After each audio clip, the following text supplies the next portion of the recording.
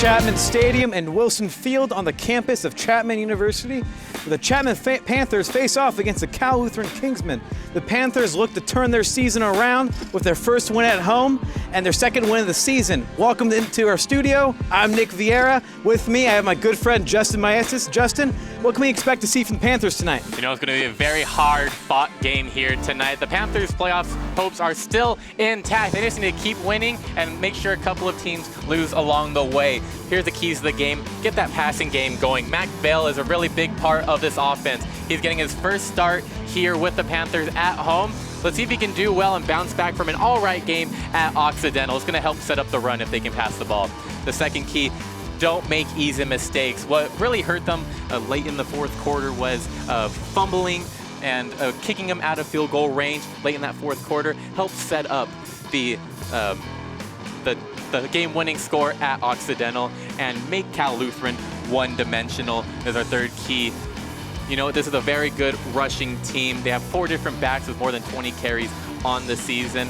If they can help stop the pass and limit Friedrichsen, that's going to help the linebackers push forward and really stack the box and stop that running game. Well, speaking of those key players and key names, let's go ahead and look at the big impact players for both teams tonight. And I talked about those two running backs, C.J. Washington and Ben Chavez Jr. If you can look at their stats, combined 7 touchdowns on the year. They're a very good squad, average over 55 yards per game on the ground.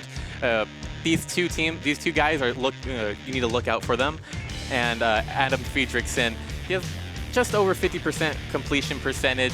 But last game, he had a great game, 249 yards at Pomona. Really helped catapult the Kingsmen to a win in Pomona. And then looking at the home team's players to watch, and it's always Jeremiah McKibbins. He's really the poster child of this offense. Had a very good game against Occidental, 134 yards rushing against the Tigers. Really helped his team stay in the game in that fourth quarter. Sean Myers really had the opposite kind of game at Occidental. Really had a good game in the first quarter, scored a touchdown. Last 3 quarters really didn't get targeted too much. Look for him to have a good game here at home like he always does. And then number 6, Ethan Weinstein, returning kicks. He's really done fantastic. If you look, just under 30 yards per return. And he's also a corner. He's going to help limit what Friedrichsen, the quarterback from Cal Lutheran, can do passing the ball. Well, before we move on to this game, let's talk about games of the past. 2 weeks ago, in Pomona-Pitzer, 2 records were broken. First, the big man himself, Coach Bob Owens, earned his 50th win with the Panthers, shattering this old-school record of 49 for most wins as a head coach. Yeah, and Coach O, you know, talking to him after the game in Pomona, he really attributed to his players more than him doing anything real special. He really likes his team. And then here's Jeremiah McKibbins. He broke the record for last season for the most touchdowns in a career, and he also broke the record for having over career yardage with 2,307 yards total, shattering the old record as well. Yeah, and he's another guy who attributed that record to his teammates, and really watch for him to really add on to that record going forward. All right, we're not the only 3 broadcasters tonight, and our broadcast, we have a third person, so let's not be too selfish and send it off to Mandy Ortiz down the sideline. Mandy, what do you have for us? Yeah, last year we saw Noah Rivard score an 85-yard kickoff return touchdown against the Kingsmen, but we won't be seeing much action from Rivard tonight as an injury this week during practice put him back on the sideline yet again. Now Rivard has certainly made use of his time in the 3 games that he's played thus far this season, averaging 70 yards per game, 211 yards total, coming off an injury last season. I spoke with his mother earlier today. She's obviously very proud of her son, but also a little bit upset that her son is spending his second season of college football injured. They expect MRI results on Wednesday, but they said his ACL has been stretched and the doctor's looking to give him surgery during winter break to replace cadaver parts in his ACL, patella, and kneecap. The sophomore wide receiver had scored 2 touchdowns already this season, one of them an 85-yard touchdown last weekend against Occidental. Without Rivard playing tonight, the Panthers are going to be forced to rely on their lead wide receiver, Sean Myers, who is nearing career highs at this midpoint during the season. He needs 64 yards to break his own personal record, and he's been averaging about 76 per game, so it's very likely he could break those records tonight. That's all I've got here on Wilson Field. Just a couple minutes until kickoff. We'll send it back up to you. Thank you, Mandy. The stage is set. The competition is live. Coming up next after a break, we have the Chapman Panthers facing off against the Cal Lutheran Kingsmen. Stay tuned. Follow your dreams. Chapman University.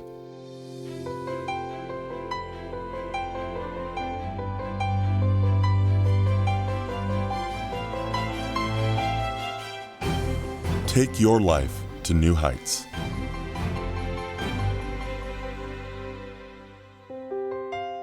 Chapman University. Invest your humanity. Lead. Welcome back. It's time for kickoff. The Panthers will elect to receive after the coin toss. This should be an exciting game ahead of us. Justin, how do you feel? You know, I feel great. I'm really excited for this game here tonight. Went to the game last year against Cal Lutheran and Chapman, and it was really a competitive match throughout. These two teams really don't like each other too much, I have a feeling. They're both going to come out, play hard, try to get back towards SCIAC supremacy. Right. Historically, Cal Lutheran has had our number, sadly. So let's see if we can change history a little bit and improve our game and take it back, because currently we're 6th place in the SCIAC, and it's not looking good to making playoffs. Yeah, and you know what? That 1-4 record really is deceiving. The 2 conference losses, I would say last week against Occidental, it's a game that we should have won. A game where silly mistakes really cost us that game, but they just need to keep looking forward. The 2 games before SCIAC play, both Whitworth and Linfield, both in the top 25, actually with Linfield at number 2. This Chapman team has really lost to a couple of really fantastic teams. I mean, the game last week, Occidental had scored a touchdown, and we're going for the extra point, and we blocked the field goal. I mean, we blocked it. We won that. But Occidental just went ahead and picked the ball up and ran into the end zone, scored the 2 points. That was our win there. It's just kind of sad. Sometimes the ball just doesn't roll your way, and those are like one of those games. Maybe the ball will roll their way here tonight for the Panthers, looking to get back, bounce back here at home. And I think this is a great time to start having home games. 3 of the last 4 are here at home. It's really a time for the Panthers to really show that they're a force to be reckoned with here at home. For sure. And we're going to get ready, set for the kickoff here.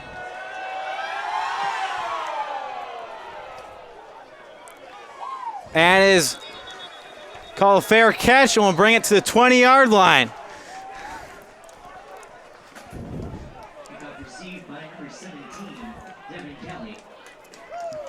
Devin Kelly was actually, I believe, the person that blocked the field goal the last game in Occidental. That's some timing, if I'd say so myself. The crowd is pumped tonight for sure. We have the cheerleaders here to our left, and Pete the Panther, psyched to get this game started with Chapman offense. We actually we talked about it on the road, but we have Max Vale, a quarterback change, coming into this game. His 3rd game of the season. I'm sure he's pumped. We have Jeremiah in the backfield, taking it up. But he's taken down right with a loss of a yard. Yeah, this Cal Lutheran team is going to flood the box. They're a very good defensive front team. Actually, 3 out of the 5 leaders in SCIAC sacks are on this Cal Lutheran team. So look out for the defensive front. And it looks like we already have a player injured already on Cal Lutheran. Yes, that's actually the person who made the tackle, I believe. Number 15, Trevor Roy, down on the ground for the count. Yeah, and Rowe leads the team in tackles with 9.2, and that's going to be a huge loss for them. Actually, when we were coming up with players to watch for Cal Lutheran, I was really going to put a defenseman player on there. This dude's only a sophomore coming from Texas. Cal Lutheran had themselves a good quality linebacker for the next 3 years, and hopefully for the Kingsmen, this is nothing too serious. For sure. And he also has an interception as a linebacker. That's even more impressive. How is that ball thrown that he was able to catch it? It just shows how versatile he is. He can go up down the field, come back, get interceptions. I really like this guy as a linebacker. I've got to say, we talked about this in the pregame, I actually like the Cal Lutheran jerseys. Yeah. They're pretty stylish. Not as cool as our black and red, but still pretty cool. You know, as a Raider fan, I'm a big fan of just straight black, the old school look. All right, we're getting lined up again with 2 running backs in the backfield. Jeremiah, of course, and Hakeem McGrew. It's thrown, and it's cut. He's running down, and he's pushed out of bounds by number 17. A gain of around 15 to 20 yards. Yeah, good blocking there by not only the offensive lineman, but the receiver downfield. You talked about him, Devin Kelly, really kept the corner all the way back at the 50-yard line. That's why McKibbins was able to have such a big hole there on the right side. Oh, for sure. There's some confusion here. They're looking back to Coach Bob Owens on what to do. They get lined up again with 2 running backs in the backfield. And it's snapped, faked, and thrown number 15 again. Louis Volk, the tight end. Yeah, and coming into the year, I really expected him to get a lot more catches, be a lot more relevant in the offensive side of the field. But you know what? He's only so far had himself 23 yards. This is only his 3rd reception. I think Coach O really wants to help get him back on track catching the ball with the absence of Noah Rivard. I'm sure he'll be sorely missed tonight for his big plays. It's hiked and it's brought down straight in, but as we know, Cal Lutheran is rated the 1st in rush defense in the SCIAC. So it's going to be hard to rush right down the middle of these games. Yeah, and this is not going to really be a high-scoring game, in my opinion, even going back to last year. Even though it was high-scoring last year, up until the 3rd quarter, it really was a defensive battle. Both teams are really it's going to be a hard-fought game here today. Well, for sure. And the ball is hiked and taken back. Thrown all the way down, and touchdown Chapman!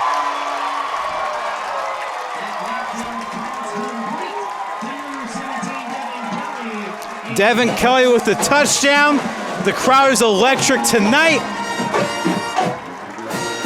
This is his first touchdown of the season so far. And it was much needed with their first drive. Scoring a touchdown was big for a huge defensive team like Cal Lutheran. You know what? And Mac Vale really helped get that pass touchdown. He waited. If you look at the replay, he waited actually at the play before, but he waited for the safeties to stay where they are, waited till Devin Kelly got behind the defense, then he threw it. Led his receiver, a fantastic throw there by Mac Vale, and a great start here by the Chapman offense. 2 big plays helped set up the touchdown. And you missed that. We were cut away to the replay, but the extra point was good. So the current score is 7-0, only less than 2 minutes into this football game. And the Chapman Panthers will now be kicking off the Cal Lutheran. We have Lucas Alfonso, I believe, taking the kick for the Chapman Panthers. And look at that replay there. Devin Kelly all by himself, really split between the 2 safeties. Great job by him. Look how pumped up he is. Look at the little slants, the cross slants, confuse the defense. Great route there by Devin Kelly. Confusion is going to be the only way to beat this team tonight. When you're ranked 2nd, it's not by accident. And the kick is off. And he looks to run down the field, past the 20, jumping over a Chapman Panther, past the 44, he's knocked out of bounds. That was number 1, Ricky Johnson, who's also the wide receiver 1 for the team. Yeah, and there's actually a flag out on the field thrown here from about midfield. So we don't know if there's going to be a holding call, and it looks like it is, and the ball's going to be coming back. Let's see if we can get the ref talking, or no, did we already miss that? Okay. The play is brought back to the 25-yard line. Oh, no, even further, it looks like. The 20. Oh, let's go ahead and take at the starting defense for Chapman. My big man there, number 99, Rory. One of my favorite guys. He's one of the most tackles on the team right now. What do you think of the rest of the lineup? Oh. Good linebacker crew here for the Panthers. And it's thrown. He's going long. And it's caught, but tackled immediately by number 26, Drew DeMar. Oh, sorry, excuse me, number 96 for Chapman, who is Christian Niemi. No, wait. Yeah, Christian Niemi, he's more of a defensive lineman guy. He has to cover a guy out, making a long run. Usually the running back's going to get that every single time, get past the linebacker. And the ball is hiked again, but he's trying to run down the field. It only gets a handful of yards there, about 2 or 3. What do you think Cal Lutheran's main offense is tonight, going to be tonight? Well, just going back to that first play, you can tell Cal Lutheran are really trying to get their passing game going here tonight to help set up that run. So far, the Panthers really are trying to focus on stopping the run game. And it's hiked again. Oh, but it's fumbled, but no recovery from Chapman. Cal Lutheran holds on to it. And a good tackle there in the backfield. Couldn't quite tell who it was, but the Panthers stayed patient, waited for the running back to come to them. They're not forcing anything. Just make sure you keep the running back in front of you, and this is going to be a huge third down for this Chapman defense. We are currently 3rd and 6 on the Chapman's 49-yard line. Let's see if they can hold them here and get a turnover on downs. No one in the backfield is hiked. Thrown down the field, but to no one. They'll look like Cal Lutheran have to bring out their punter to go ahead and get another Chapman ball and another chance for a Chapman score, hopefully. Will be 2 and 2 on touchdowns on drives. Yeah, and that will be huge if the Panthers can get more points. Again, Ethan Weinstein, one of our players to watch. Actually, Sean Myers is also back there, so 2 out of 3 players to watch in the backfield. Not a great punt. And it is stopped at the 1-yard line by Cal Lutheran. That's a ball where you never like to pick the ball up on the bounce, but if you're Weinstein, you can tell that there's plenty of Cal Lutheran players there. Get it and then just drop on the ground, maybe. Because you know it's going to be inside the 1. Probably save yourself a good 10 yards of possession. For sure. Looks like they're having a meeting here on the sideline. And we're going to go ahead and take a look at the Chapman starting offense.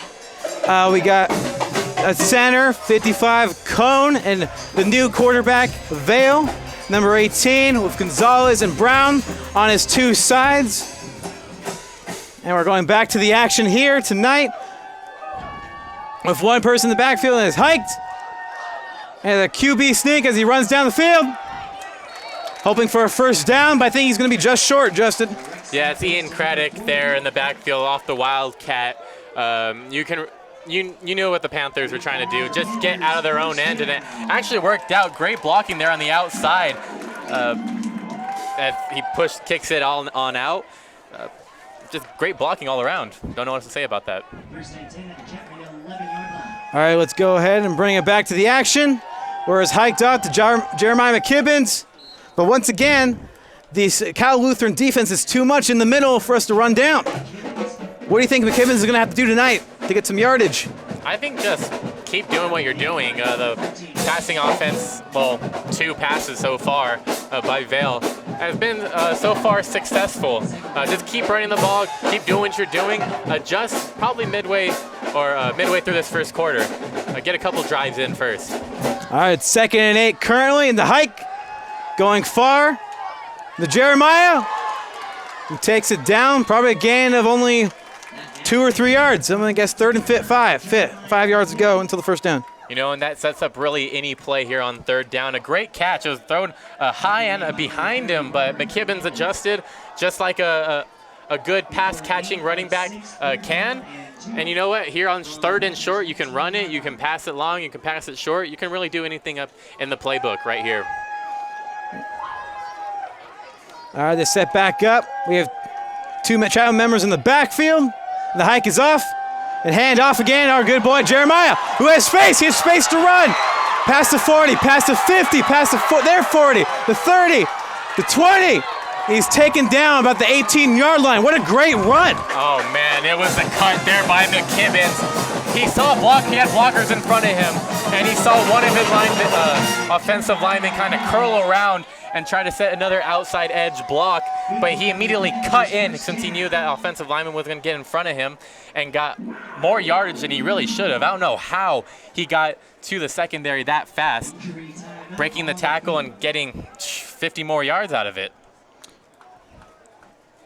This showing us, believe we're going to a timeout currently. Why are you have an injury timeout? Oh, Jeremiah, who has had issues with concussions earlier in the season at Linfield, where he was unable to come back to our home game against Whitworth in the preseason. Let's hope that he's okay. Yeah, and this is very worrisome here for the Panthers. Look, he's heavily breathing right now. I don't know if that's because he broke off almost a 70-yard run, but it doesn't look good there on the field. One good thing for the Panthers is that we do have McGrew, who's a backup running back as McKibbins gets up. Looking here at the replay, let's see exactly what happened when he fell. He fell on his head. Oh, yeah, it fell right on his neck. Ooh. Helmet first. Chair's going to probably check him out before they bring him back in, I'd guess. Oh, looks like he's being helped off the field. Our hopes go out to him that he's back to help this Chapman offense, because he is a huge part of it. But we must go on. Running up the hike of one in the backfield. His hand off to Hakeem McGrew. Gets a little yardage, but not enough for a first down. While it was only a short run, Deano Pachotti with a fantastic block here on the right side. Look at that. Just pushes over the defender for Cal Lutheran. A fantastic block on Dalton Santana. What amazing. Just bulldozed right over him. We have two running backs in the backfield. Is handed off. Oh, with a big hit right down the middle. Yeah, and that's Lucas Quinn coming up and making that tackle on Mac Vale. You always see the play action kind of, or the option read there by the quarterback, and he usually just goes to the running back. This time, Mac Vale took it himself, got the first down, but really took a hit in the process, and that's really why you don't like to have your quarterback run, because he can get hit like that. And defensive players want to get hits on the quarterback. For sure. His hand off again, and he runs down, getting what looks to be a first down for the Panthers. Or was that, excuse me, that would be a second down, and then 4 yards left until we can have the opportunity to score a new touchdown. Yeah, so far the running game's doing well here in this game, getting good yardage even up the middle. His handoff again, and the Panthers push in, trying to get that touchdown, but it looks like they'll just be just short at the 1 yard line. Yeah, more of a rugby scrum there to try to get more yardage out of it. Now it's going to be a 3rd and short. And you're not going to run McGrew up the middle. He's more of the skinnier kind of running backs. More speed, get up the field vertically. This time it was Blake Crandall. Just couldn't get into the end zone yet. He kept pushing even though there's 4 different Cal Lutheran players there to hold him back. Let's see if maybe they'll run Pachotti up the middle. I have to say, statistic for Chapman for 3rd down conversions isn't too hot. It's about 34%. I'm sure the red zone conversion rate is just as bad. And the play is waved down for a Panther timeout. I like this timeout here by Coach Owens. This is a big play here. I think they're going to still stick with the run, but just make sure that everyone has their assignments ready to go. It's always a great way to try to psych out the opposing team. Now they have to rethink what Chapman's new plan will be when they go out there, come back out on the field to try and score that second touchdown. It's currently 7-0, and we're halfway through the first quarter. It's looked like a great game so far. Now let's go ahead and take a look at McKibbin's run again. Yeah, and see that there was a cut inside. Great quick thinking. He turned pretty much a 25-yard run into a 60-plus yard run for McKibbins. Just unfortunate that he got injured on the play, but hopefully he comes right back. But he set up his team for a really good position here, already with a 7-0 lead and a 3rd and goal. Let's see if they can punch it in here. We have Mac Vale, quarterback, with 2 running backs to either of his side.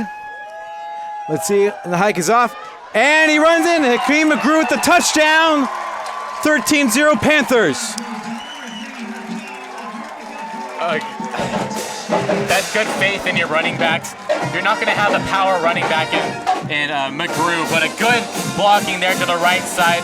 They knew what they wanted to do, and the offensive lineman really bullied that front line for Cal Lutheran. Good blocking there on the right side. Again, Diano Pachotti. He is a threat to run the ball, but also a fantastic blocker. And we're going for the other kick from Alfonso, and it is well good. That had a nice little kick to it, which was surprised because his longest field goal actually is 45 yards for Lucas Alfonso. Chapman University is really showing just what they're made of, taking on the best rushing defense in the SCIAC and taking it 14-0. Yeah, and it really is surprising me how well the Chapman offense is doing. But really, it's the passes, though. That first initial pass for the touchdown really helped open up the running offense for the Panthers. They're executing their game plan perfectly. They're running the ball well. They're passing it pretty well. McVale hasn't made any mistakes. Good blocking, pretty much everything so far. Keep your defense off the field as long as possible and keep theirs on, and good things will happen. I just hope they can keep this up for the rest of the game. Alfonso with the kick, and it is far, far, far. Lining at the 1. Oh, it's dropped by returner number 2. But he still gets some yardage after that, heading up to the 25-yard line. Yeah, good recovery. I thought it was going to be a lucky bounce for the Panthers, as it did not go into the end zone, and a returner cannot bring it back into the end zone and kneel it down, or else it'd be a safety. So that's why he ran it from within inside the 1, ended up going for more yardage out to the 25, breaking tackles along the way. Show just a great run, how versatile this Cal Lutheran team is. That wasn't even their main kick returner. All right, we're going for the hike with no one in the backfield. And there's a flag on the play. We'll have to see what that is for. But I gotta say, Chapman's looking very good right now against this Cal Lutheran team. And we could not hear the referee there. There's a false start against the offense, so they'll bring that back 5 yards, making the Kingsmen 1st and 15.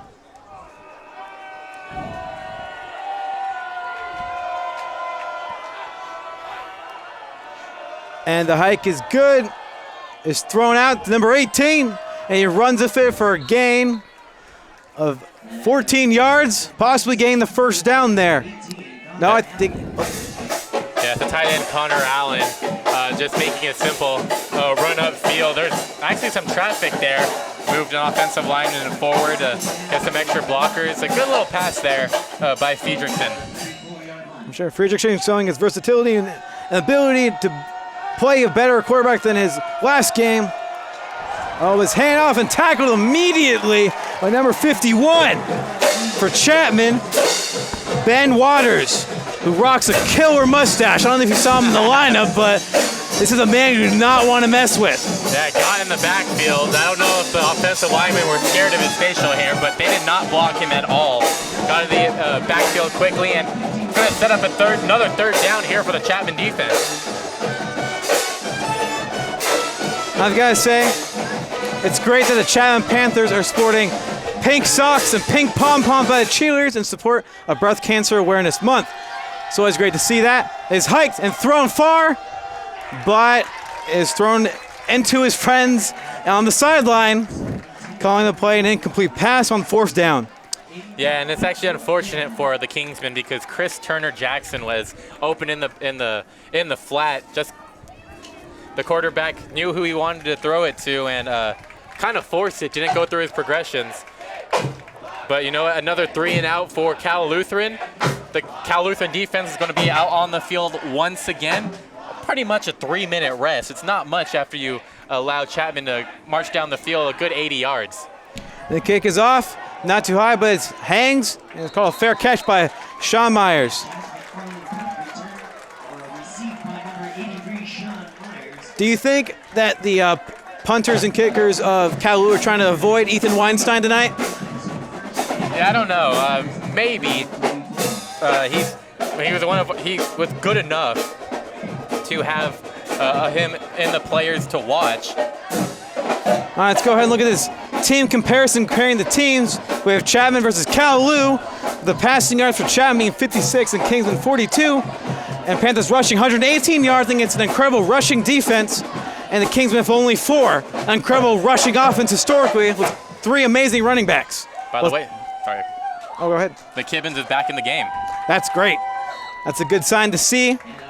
Trying to get a little checkup to make sure he was still good to play. We don't want him having a concussion or having any future injuries that could prevent him from playing later in the season. Yeah, I mean, you don't need me to tell you that having your full body weighed on your head probably does not feel too good, especially with, or even with a helmet on. But good to see he's A-OK. Trainers were just, I guess, more precautionary to take him out. And the ball is handed back to McKibbins again, and he gets about 3 yards there. Bring it down to 2nd and 6. You know, and I was kind of hoping to get more passing here by Vail. You know, they wanted to really stop the run, and the Panthers want to be conservative here. But again, this Cal Lutheran defense has been on the field for a majority of this first quarter. Make them make plays. Well, they have been making plays, but they've been stopping the run here so far. Mac Vail, the stellar quarterback, and is throwing him, and he decides to run it forward. Running about 4 yards, and just on the line. I wanted to see what the officials decide on whether or not it's a first down. I think it's going to be a 4th down here, but this brings up an interesting call. Does Bob Owens have enough confidence in his offense to go for it on 4th down? This will set the tone of the whole game here. This will either be a fantastic success or a devastating loss if he decides to go for it. And Jeremiah is being brought back out. Oh, but they're bringing him back. Timeout called, I'm not sure, by Cal Lutheran. Go ahead and look at this Chapman offense, who's been stellar so far tonight. Do you think they'll be able to keep it up? Because historically this season, they've been losing it later in the game. That's why I think Coach Owens is going to go for it here on 4th down. We've seen times where the Chapman offense does struggle. The 4th quarter against Occidental, the 1st quarter against Pomona Pisser the past 2 games on the road. There have been quarters where they don't do anything on offense. So far here today, let's see if they can get the momentum going, trying to get as many points on the board as possible. For sure, and look at Kalu's coming out first, but Owens looks like he's deciding to kick it instead. With number 88, William James, his longest punt so far this year was 51 yards. Let's hope that he can beat that here tonight. Cal Lutheran actually have no returners back.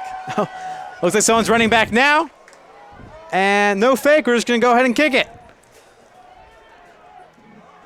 It is touched by number 17 of Chapman, calling the ball dead there at around the 15-yard line. Yeah, and William James is, I believe, one of the best punters here in the SCIAC. I've seen multiple times where he's get the ball inside the 5. So I think that might be more Coach Owens believing in his punter than believing in his offense. He has a very good punter on his team. I think if Devin Kelly would have let that one roll, it would have been within inside the 5-yard line. Oh, for sure. I gotta say, let's not take too many risks this early. It is only the first quarter. There's a lot of football still to be played, and you don't want to be leaving any points on the table for the other team. There we go with the kick up. And has ran down the field for only a gain of about 2 yards. Not much there. Chapman showing that their run defense is just as good as Cal Lutheran's. Yeah, when I said make Cal Lutheran one-dimensional, I was really referencing to stopping the pass. So far, they're doing an excellent job stopping the run. Really, that's a 1-yard gain right there. You'll take those all day. I would take those all day. I gotta say, though, I wonder what Chapman ate this morning for breakfast. So I want what they're having, because they look mean tonight. And it's run downfield. There's a flag on the play in the backfield. Oh, of a hard tackle by Chapman, number 99, Rory. And that guy is not getting up. Yeah, Alec Rory, that's what happens when you leave your feet. Don't leave your feet, kids. Look, if he tried to jump over the defender, he gets hit right in the ribs, and he's actually still down right now. No doubt that's the rib shot right there. A good tackle there by Rory, and it's going to be another 3rd and long here for Cal Lutheran. Now, I mentioned it in the defensive lines, but Alec Rory really is a man not to be trifled with.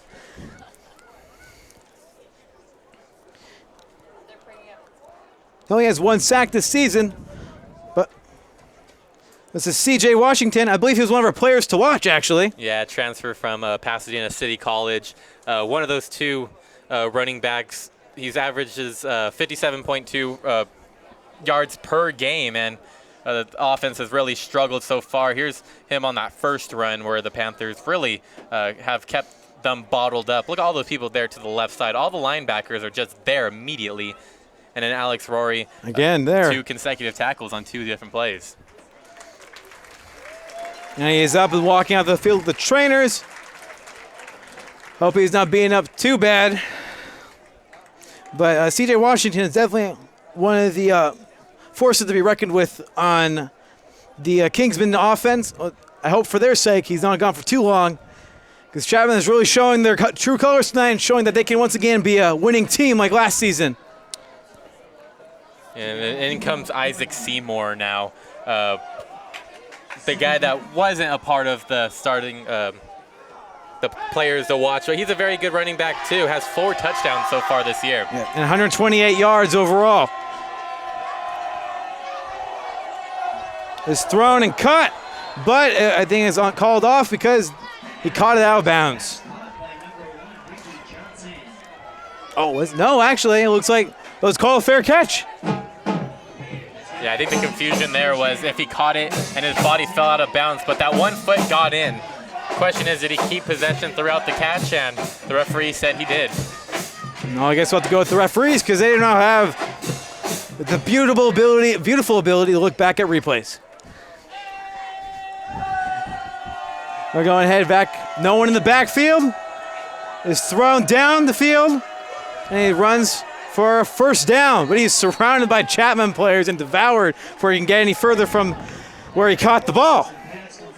Yeah, and really playing off of him were the Panthers. A good 5 yards difference between Sean Bellotti and the Chapman defender. That's easy first down yardage all the time. Sean Bellotti only has a little over 100 yards this season so far. Let's see if he can raise that tonight. 2 in the backfield, looking for a run. And he is stopped with only a few yards gained on that play. And here's the time of the game where Cal Lutheran are going to try to mix it up with the run and the pass. Just keep running it up the middle. Try to help bring the linebackers forward and then pass the ball.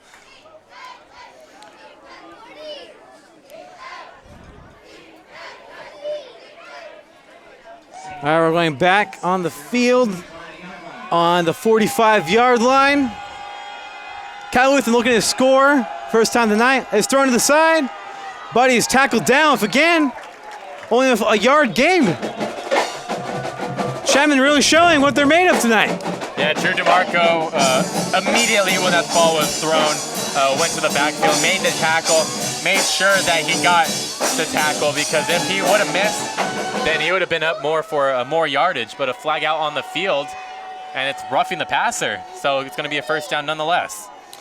Oh, it's always hard to see. Those automatic first downs, it kind of deflates the defense a little bit, where you just work this way to third down. Now you have to start all over again, a couple of yards down the field.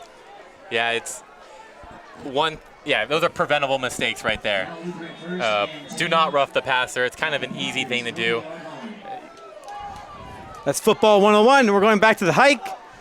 Quarterback Adam Fredrickson going down, handing it off to the running back with a gain of 1 yard or inches on the play.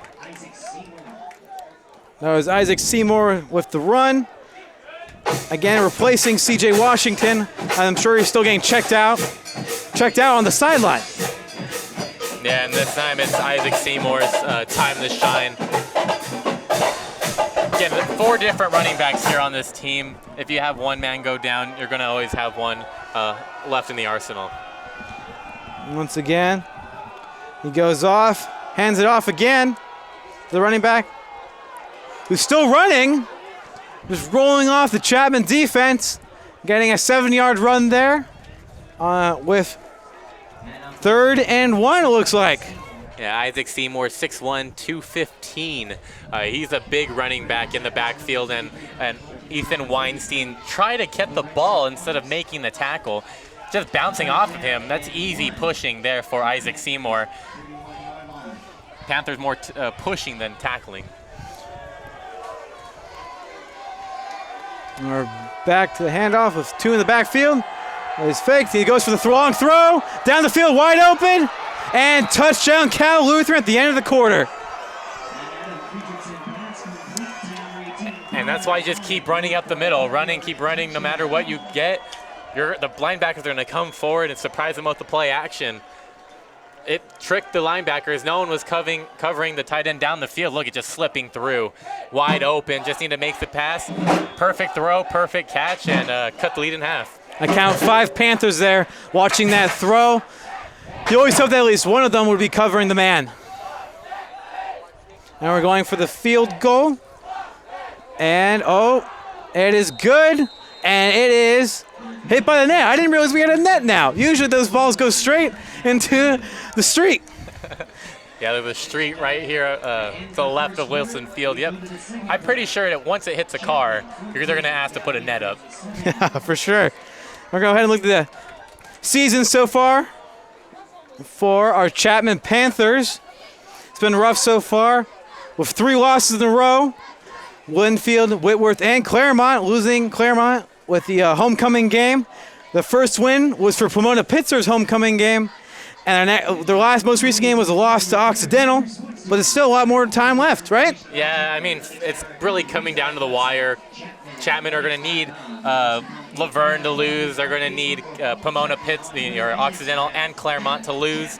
And they have a couple of big games, Laverne and Redlands. First place and the team that they had to beat to get the SCIAC title. It's going to be a couple of big games here coming up these next few weeks. Redlands will definitely be a game not to miss, whether you're watching it at home or here at Wilson Field admiring the game.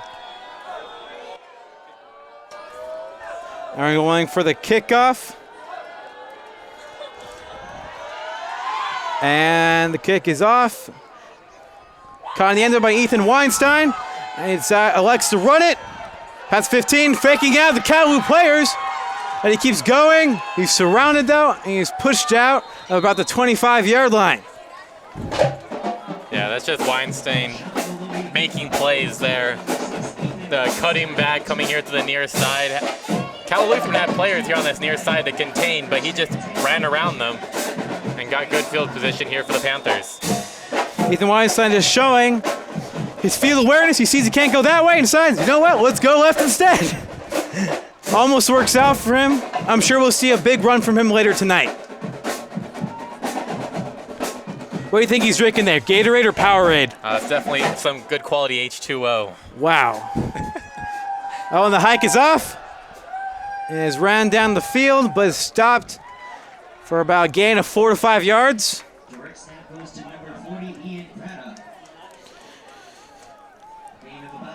I have to say, I hope the Chapman Panthers aren't too demoralized after that touchdown. They got to just keep going and keep hoping that they'll show this Cal Lutheran team they aren't a team to be trifled with. No, yeah, just keep doing what you're doing. This Panthers team has really done a good job on the ground, and even though it's been a close game, even though the Panthers got out to that quick score. And the hike is off again, hand off to Jeremiah, who gets the first down and then some.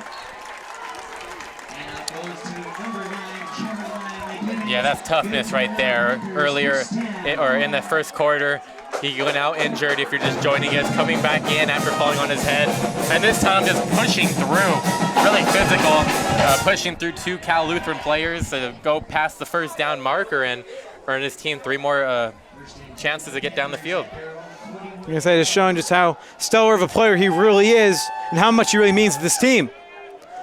Sean Myers running around in the backfield trying to confuse Kalu, but is handed off and is thrown. Looking for Sean and is cut at the 50-yard line. That's fantastic concentration there by Sean Myers. He caught the ball, bobbled it actually, as you can see, in really tight coverage.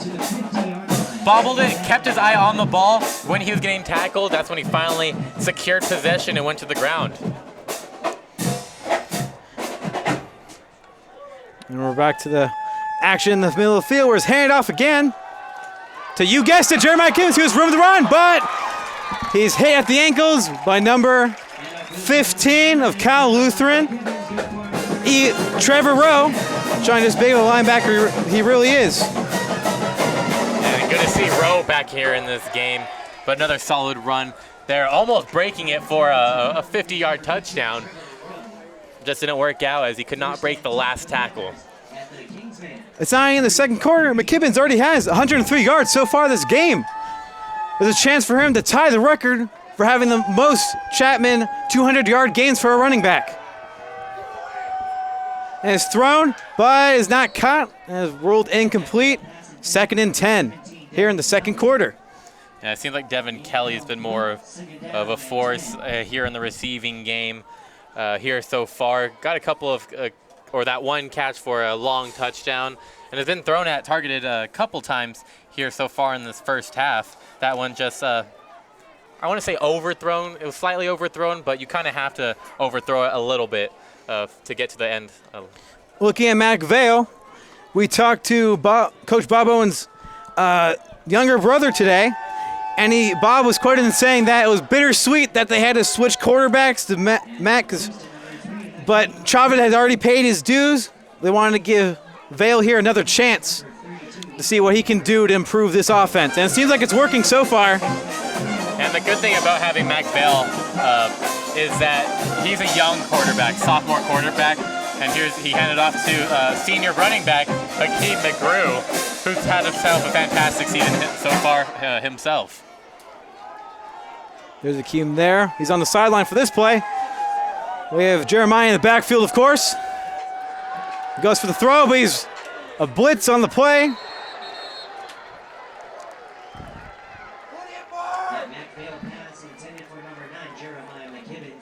And the play is once again incomplete. I think it is now once again 4th down and 8. That's unfortunate there because that play would have definitely worked if McKibbins did not run into his own offensive lineman. And what do you think the chances are of seeing a field goal here tonight from this far out? I mean, his high is 45 yards. It's only a few extra. I think he could have made it. Looks like they're going for it, on 4th down. But timeout is called on the play.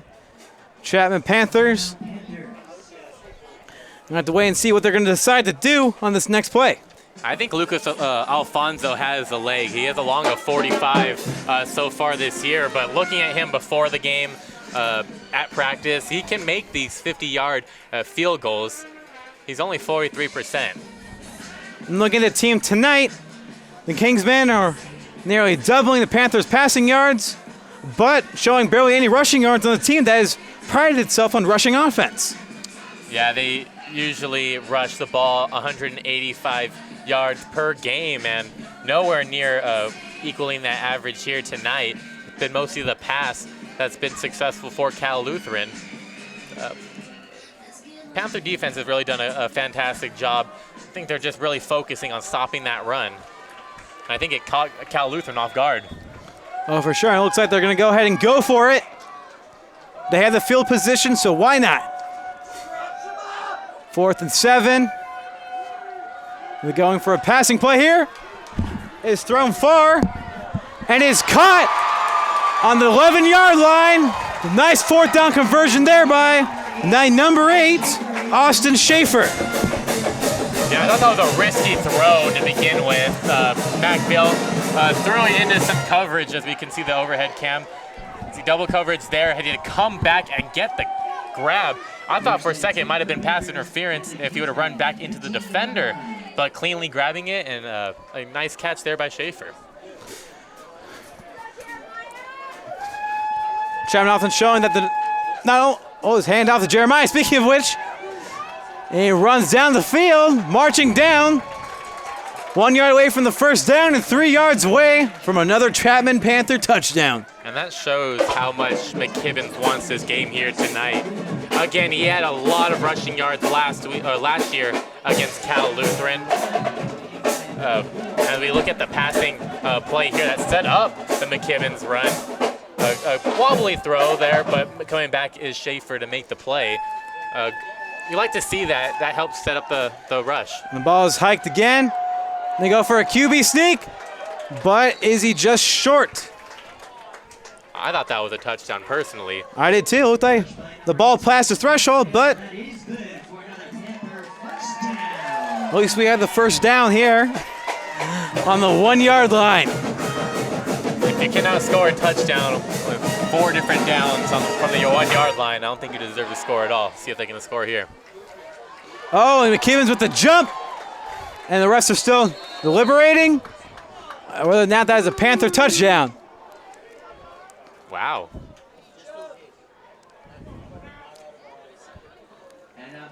Not too often you see a running back jump over the pile and from within their own 1 yard line and not get the touchdown.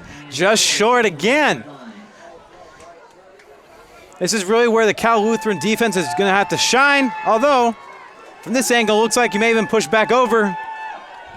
But again, the referees do not have the liberty of having replay, and a flag is called on the play. I think the Cal Lutheran defender called timeout first, I believe, before the false start. We'll have to see what the referees are going to say about this.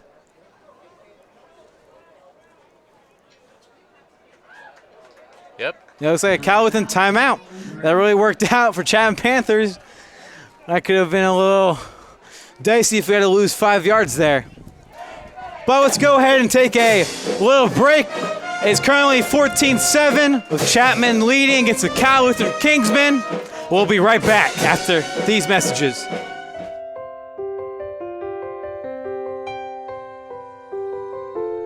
Follow your dreams. Chapman University. Chemistry, physics, computational science, biology. Start doing research in your first year. Soar to new heights. The Schmidt College of Science at Chapman University. Explore. Right to the left of us, you can see the Chapman band cheering on the Chapman Panthers, and the ball is hiked and run down. And if that's not a touchdown, then I'm a monkey's uncle. And it looks like it is. Chapman leading 20-7. I don't know about that second statement, but this one for sure is a touchdown. Good blocking here to the right side. Open hole. He can either gone inside or kicked it right back out for McKibbins. And McKibbins once again adds on to his school record for touchdowns in a running back's career. And again, Alfonso here at the kick. And the kick is good. Oh, did he hit that over the net? I believe he did. A nice fan or car, and the street probably just got a nice little souvenir. Tell you, Lucas Alfonso has a huge leg. He might not be the most accurate kicker, but he definitely does have a leg. I mean, that was probably good for another 20 or 30 yards, probably. There's Sean Myers there, walking, high-fiving his teammates. Looks like a good night to be a Chapman Panther fan. And one thing that I'm going to be looking out for, not only for the Panthers to get a win here tonight, let's keep an eye on maybe the school single game rushing record. Jeremiah McKibbins is killing it here tonight. He's getting good blocking. He's getting touchdowns to add on to it. Over 100 yards so far. He's having himself a game.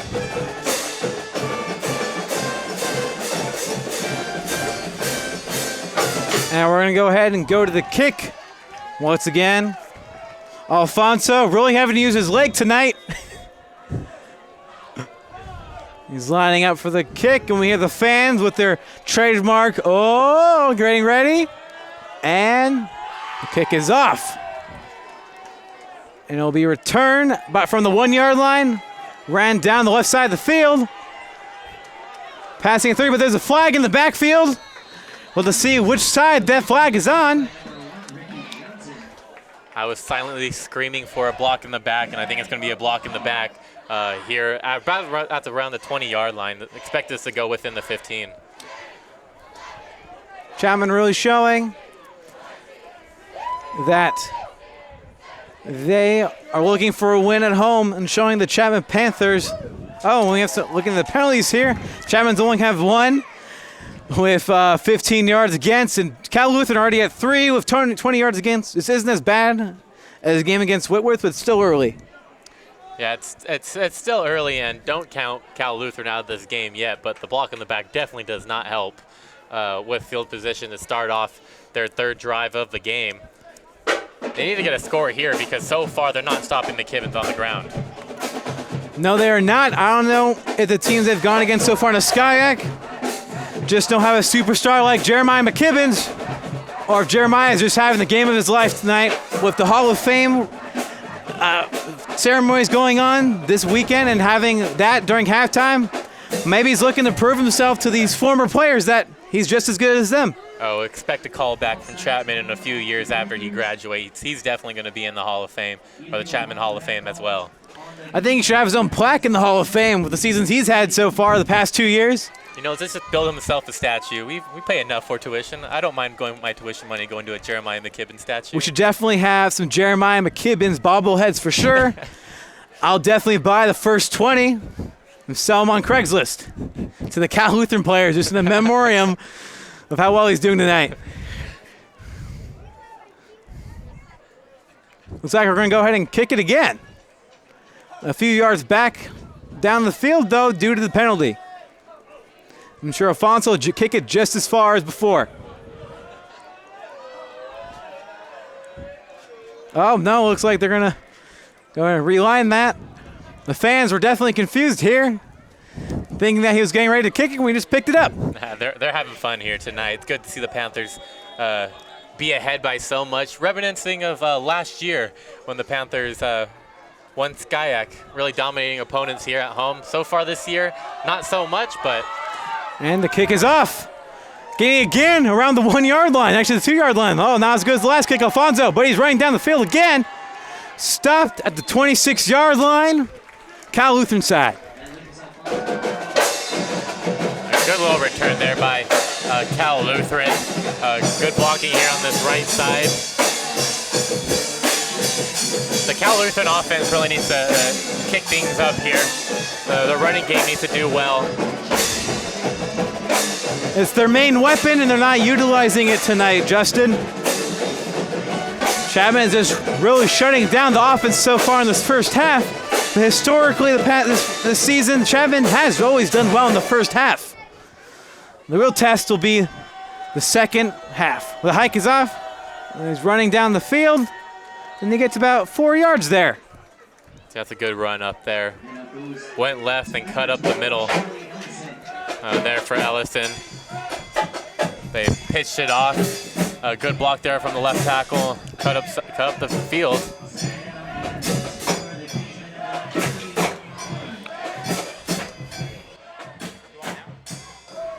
All right. While this hike is going on, we're going to go ahead and hand it off to Mandy Ortiz, who has an update on the Chapman defense. Coach O talked to the defense just a few minutes ago, and he was telling them to emphasize do your own job. Stay in your zone and don't worry about what the person next to you is supposed to do. He just wants everyone to stay focused and do what they're supposed to do, and he said he's confident that'll help him bring him a win tonight. So hopefully we'll see how the defense takes that advice through this drive. All right, thank you, Mandy. That play was just shy of a first down. Third and one. I believe the scoreboard is a little off there. And here is the hike. It's handed off Once again, he goes for the jump, but that is no good. It'll be 4th and 1. Want to see what the Cal Lutheran decides to do with this ball. You know, I think they're going to get the first down, but close. The Panthers almost kind of did what Cal Lutheran did to McKibbins on the goal line, kind of pushed him over to the side once he left his feet, but getting just enough for the first down. Just a hair enough for the first down. That's all you can need in the sport of football. There's look at that main on number 54 for Chapman. Way behind. And the hike is off and it's handed off. But then it is tossed back to number 2, Chris Turner Jackson, who's actually a wide receiver, listed as a wide receiver. Yeah, the end around there by Chris Turner Jackson. Only 1 reception so far this year. But you can tell Cal Lutheran are really trying to get their yardage on offense, kicking it to the outside, getting deep in the playbook with the trick plays. Chris Turner Jackson, the man of many names, is sat on the sideline this play. They're really utilizing their bench here tonight, Cal Lutheran. 2nd and 3. Is hiked off and handed off again. But he's knocked down once again. I think just shy of a first down.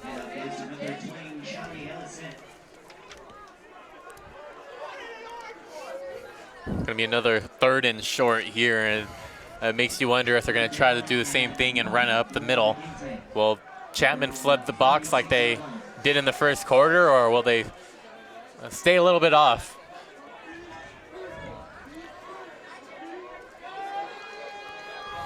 We'll look back at the replay of the run.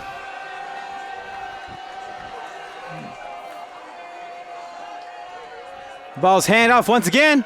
But he's tackled way in the backfield. No chance of the first down there. Chapman making up for that 3rd down conversion earlier in this drive. You can see how much that means to the Chapman defense. Lorenzo Marks flexing in the backfield. He knows how big that was. Cal Lutheran needed a score here.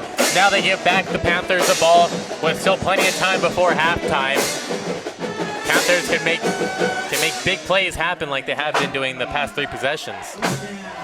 We have Ethan Weinstein in the back, who's actually ranked 9th in the country for D3 on returns. Once again, that punt is actually off into the sidelines of Chapman. Ethan Weinstein not getting a chance to show off just how great a returner he really is. Yeah, Jack McFarland kind of shanked that punt. I don't know if it was because he didn't want to kick it to Weinstein, but I have a feeling that was a part of it. So now good field position here for the Panthers. Start off. They're right now on the 28-yard line, Chapman's 28-yard line. They're going to try and march it down the field to make the score 28-7 and extend their lead with 5 minutes left in the half. And that's a good defensive play. Look at all those Panthers there on that 3rd down, making sure that he doesn't get not any extra yardage. They flooded the box, made sure they stopped the run. Going for a passing play here. It's thrown deep.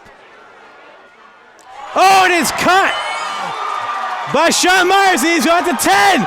Touchdown, Chapman University. Wow. Look at Mac Bale running towards his receiver. We knew Sean Myers were going to show up here tonight. He always shows up here at halftime. Look how pumped up this Chapman offense team is. A great throw there by Mac Bale to exceed Myers. 1-on-1 coverage there on the outside, and he just threw it up. Making that catch right on the sideline and through the cornerback's fingers. Running another 40 yards for the touchdown. Avoiding the tackle there and showing just that Chapman might have woken up for this game. Yeah. And the kick from Alfonso is once again good. And this time it does in fact hit the net. Yeah, that's the storyline here tonight, whether or not Alfonso hit it over the net or on the net. I want to see how much points this team can put up in this game. Cal Lutheran have not been able to stop this Chapman offense, both off on the ground and through the air. That might have been, you'd say, a lucky play there, as maybe the corner just mistimed the jump, as you can see here, but it worked out. Myers with that one hand. Looked like that cornerback was trying to go for a little Odell Beckham Jr. action with that one-handed finger catch. He should have gone for the tackle instead of the interception. It would have saved them another 7 points for Chapman. And once again, see in the bottom of your screen, 28-7. Panthers leading with 5 minutes and 30 seconds left until halftime. Alfonso working that paycheck today, showing he deserves it. Another amazing kick at, again, the 1 yard line.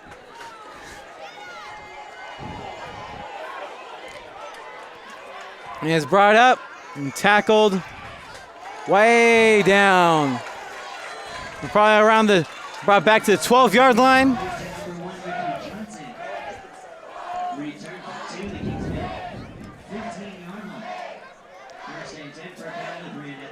We're going to go ahead and check out the celebration again for that touchdown. McVale knowing that this is going to be a great day to be a Chapman football player. There he is, T-bowing right now. Wonder what he's thinking about right there. Probably what he's going to do at halftime. I mean, they're doing perfect so far. Oh, more bad luck Bears for the Kingsmen. Not the Bears, but they're brought back with a holding call against the receiving team, bringing back another 5 yards.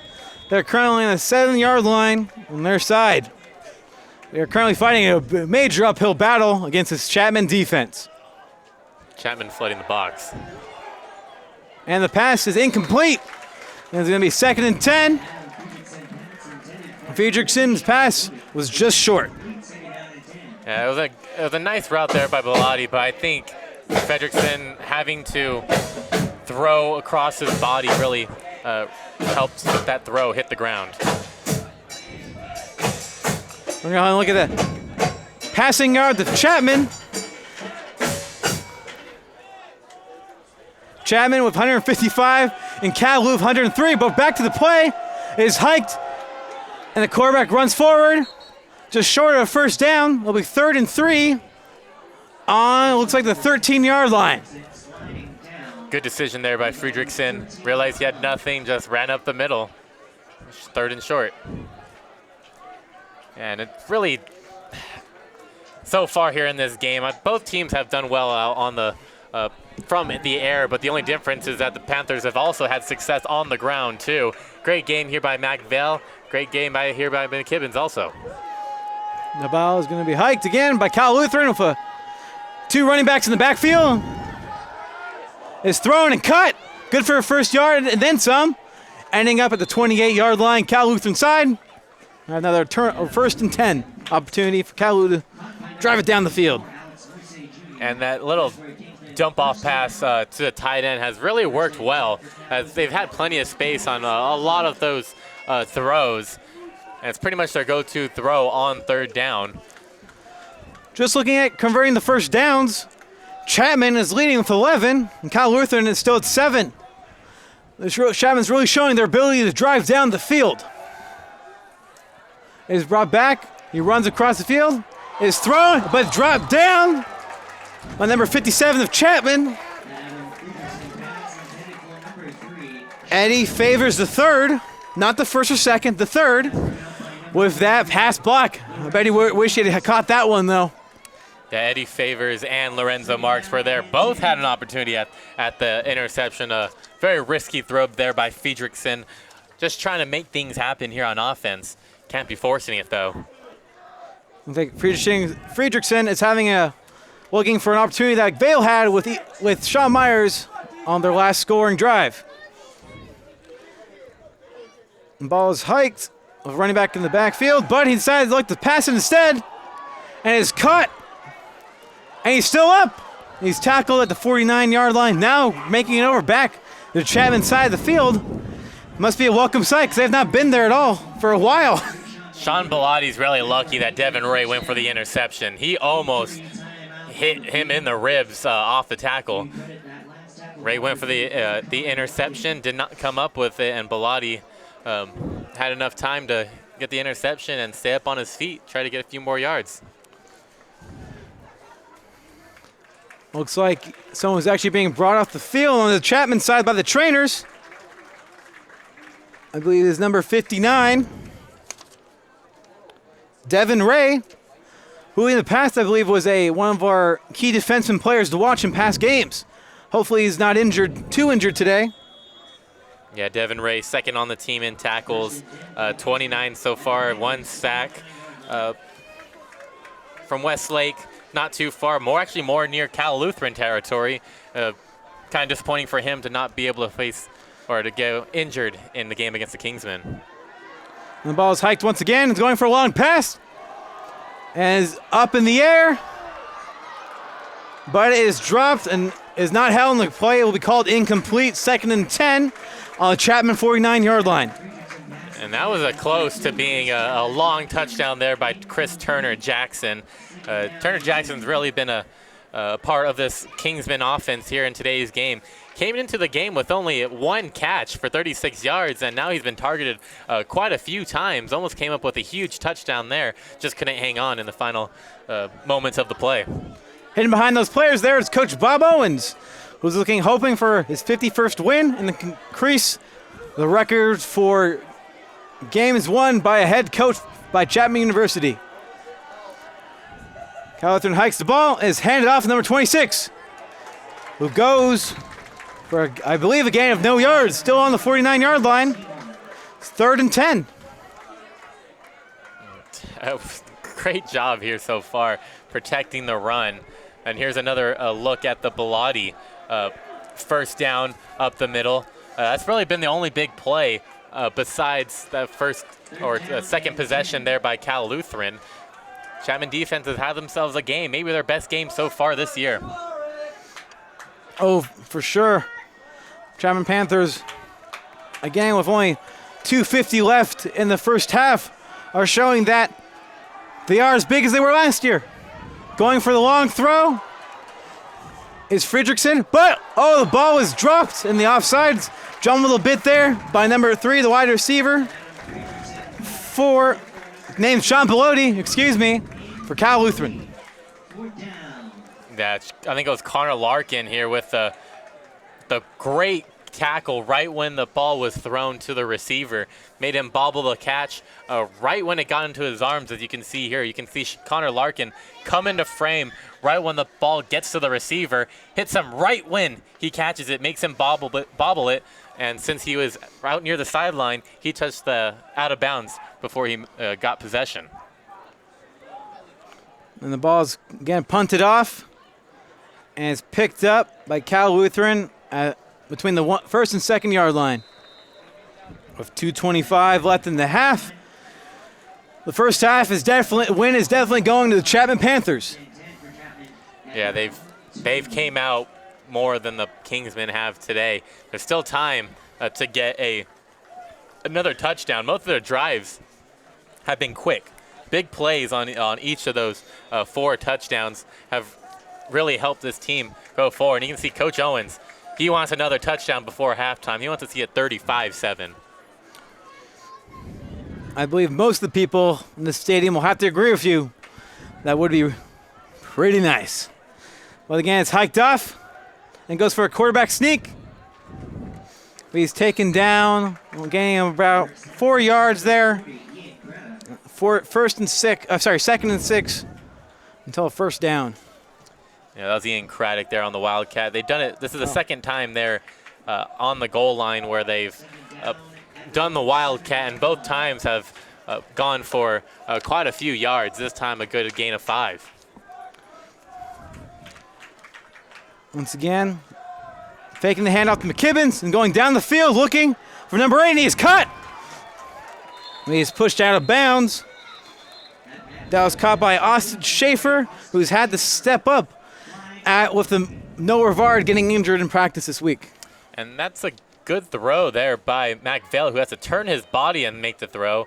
Flag did come out on the field, so I'm not quite sure what it was, but it looks like the Panthers are headed back to their own end zone. I missed the call as well. But look there, Pete the Panther trying to get the crowd pumped up. Oh, looks like he just accidentally hit that kid there, though. Oh, oh, nice little photo opportunity for there. You can see our camera 4 operator there, Sam. Looking good, Sam. Back to the action, though. Chapman was brought all the way back down.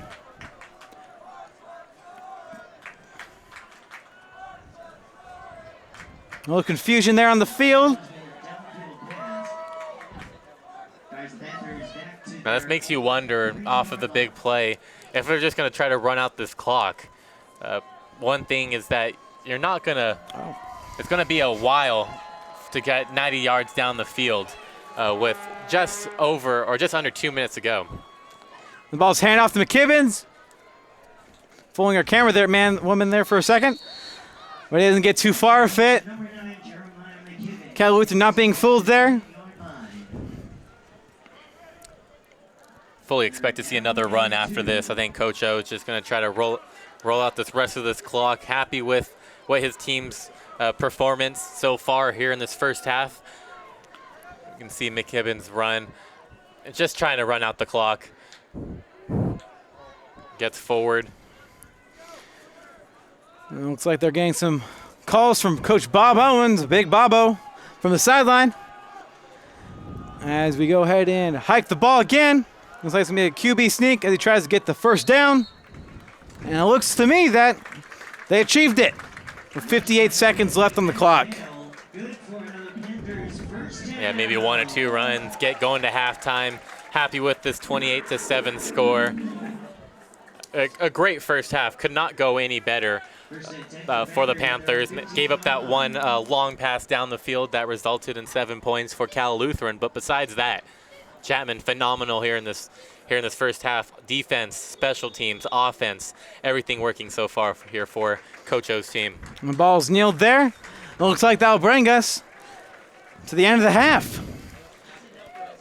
Chapman University showing that their 6th rated rushing and passing offense in the SCIAC that they're not forced to be trifled with, even with the impressive numbers of Cal Lutheran so far this season.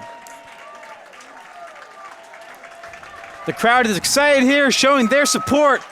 The Chapman Panthers looking to get their first win at home this season.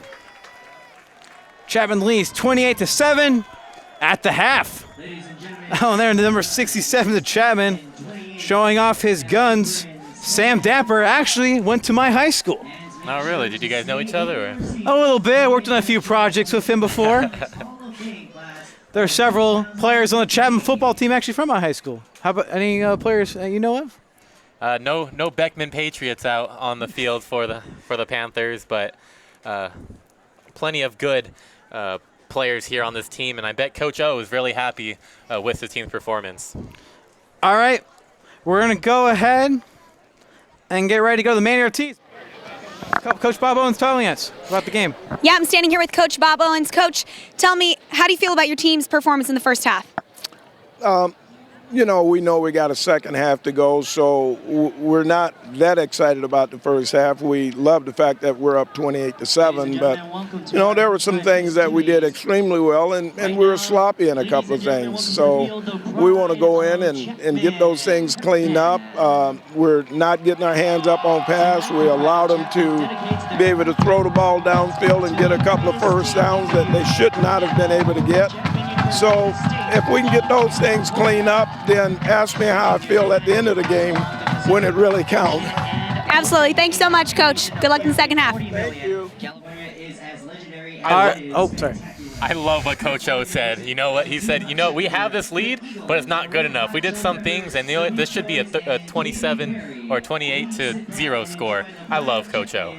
Coach O just showing us that the best the Panthers has to offer is not good enough. We have to constantly improve. As we look at the Chapman band, Panthers lead 28-7 at the half. We'll be back soon with the Chapman Panther halftime report. I'm Nick. Follow your dreams. Chapman University, a diverse, well-rounded education. Art, dance, music, theater.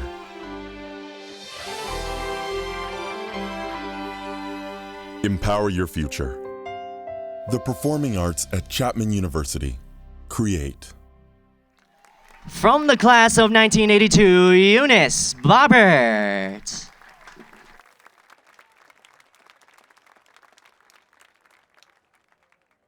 Our next inductee was a 4-year starter on the baseball diamond and a captain on Chapman's 2003 National Championship team. He is Chapman's Division III leader with 252 career hits and 53 stolen bases. Over his career, he posted a .367 batting average, hit 44 doubles, scored 174 runs, and posted a .965 career fielding percentage.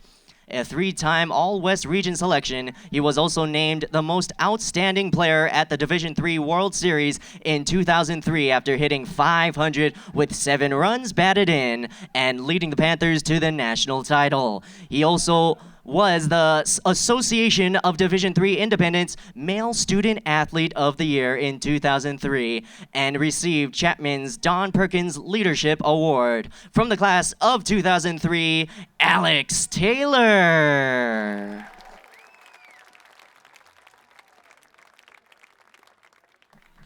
Our final enshrinement is of a championship team that made Chapman history with the first Division III national championship in school history. In 1995, the Panthers softball team went a perfect 6-0 in the postseason, ended the season on a 12-game winning streak, and went 43-5 overall on the way to the title. The championship team was the first of what became an NCAA Division III dynasty, with the Panthers reaching the national title game 5 times over a 6-year period. 4 Panthers earned All-American honors in the historic season, including 1995 National Player of the Year, Christy Guidarizzi. 2 more Hall of Famers emerged from the historic team that was led by another Hall of Famer, head coach Lyle Lloyd. Ladies and gentlemen, the 1995 Chapman Softball National Championship team. Please welcome the members of the 1995 Panthers: Holly Boer, Lisa Cancia, Moore Carl, Edine Casares, Kathy Donovan, Leslie Jevin, Christy Guidarizzi, Melissa Hernandez, Jessamine Mabin, Carrie Marostica, Jennifer Martinez, Lacey Rashi, Katie Shankle Chris, and Lisa Simpson, and a co-head coach of the Panthers, Janet Lloyd. Fans, one more round of applause for Chapman Athletics 2015 Hall of Fame inductees and all of the members of the prestigious Chapman University Athletics Hall of Fame. Follow your dreams. Chapman University. History, philosophy, peace studies, languages. Study abroad and explore the world. Become a global citizen.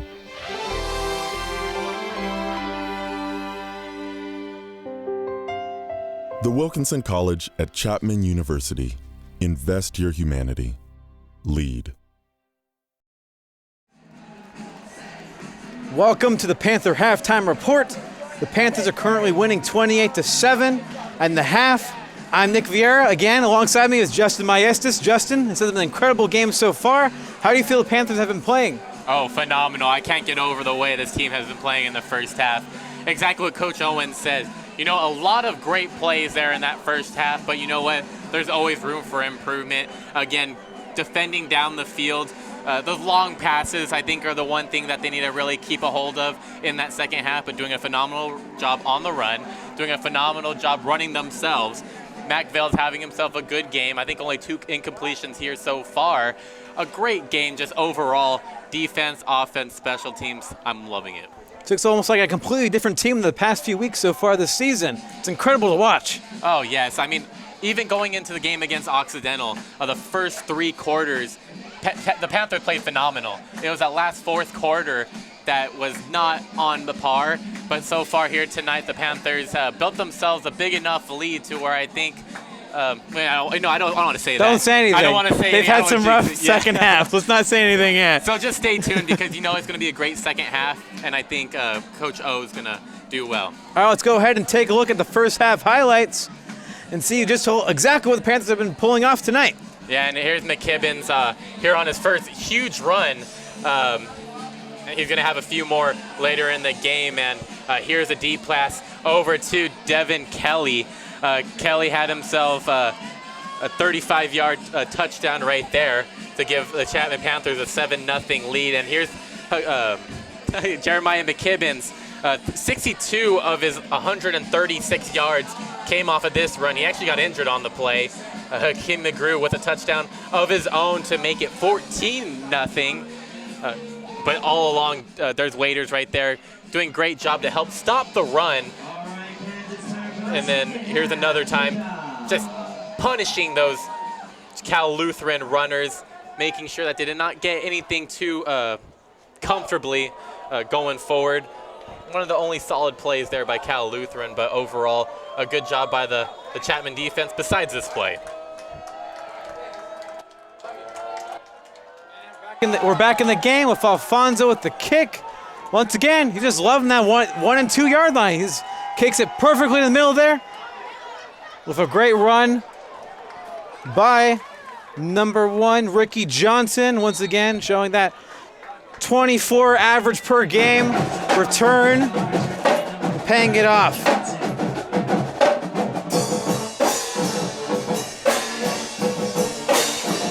Once again, we're talking about how Jeremiah McKibbins had 136 yards in the first half, and he's actually only one 200-yard game away from tying the Chapman record for most yards run per game, of having over 200 yards per game. Excuse me. So that'd be incredible if he's able to tie that with Don McFadden, the current holder of that record.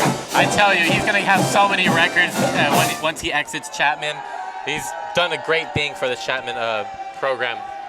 Max Vale faking the handoff and going for the throw down the field. For a gain of almost exactly 10 yards for the amazing catch by Sean Belotti again, stepping up this game, hoping to improve the offense of Cal Lutheran. Yeah, Sean Belotti really stepping up here this year, getting, I think he's third on the team with in receptions. His father actually was the head coach of Oregon before Chip Kelly came through it. But so his family knows football. The ball is hiked again. He's looking for his options down the field, but he is sacked past the line of scrimmage, losing about 1 or 2 yards on that play. Yeah, Ron Mihana was the linebacker there. He went towards the outside, and once Friedrichsen tried to run upfield, Mihana came back, made the sack, and if I'm not mistaken, I think that's the first sack of the game for either side. I believe that is so, Justin. And we go again for the hike with one in the backfield. Friedrichsen calling the hike, taking the handoff, looking for his options down the field. He throws it down the center, but he's pushed out of bounds. The receiver, who is number 2, Chris Turner-Jackson, the man of many names. Chris Turner-Jackson came from the middle of the field, went in front of the linebacker, and had plenty of space. He's a very speedy guy. So far, he rushes the ball, he catches the ball. He's done many things here on offense for Cal Lutheran. Not the biggest guy on the field compared to everyone else, sitting at over 5'10", 180 pounds. Now the ball is hiked again, looking for the far pass.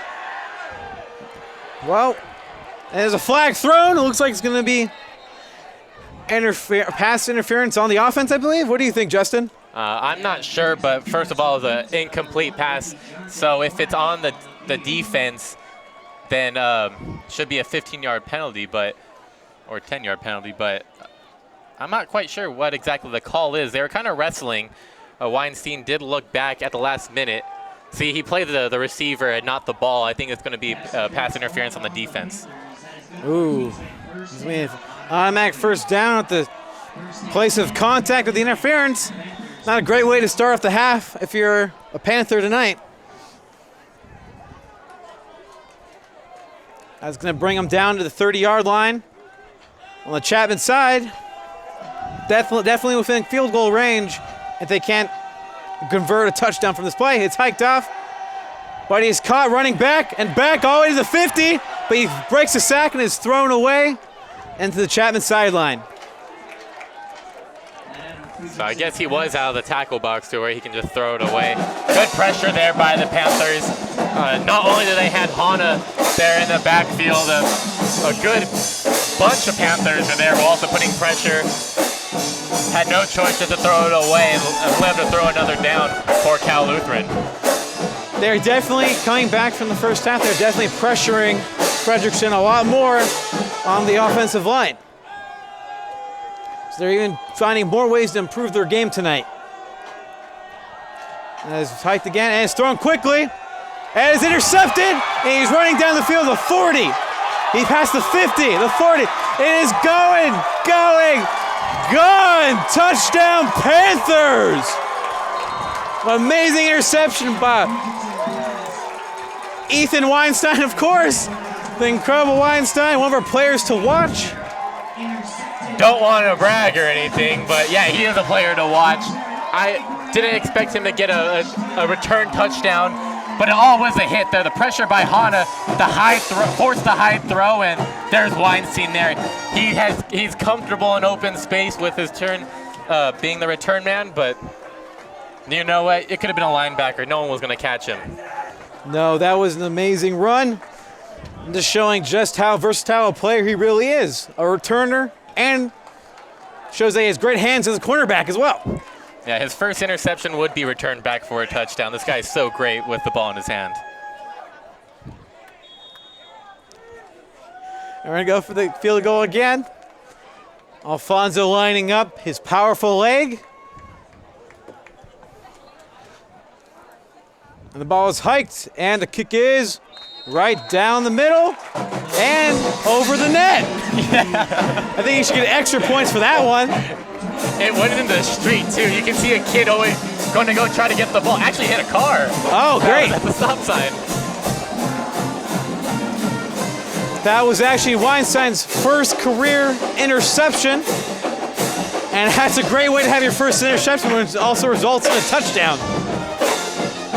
Yeah, never too bad for Weinstein. He's a junior from Berkeley up north, but look at that speed. No one's catching him.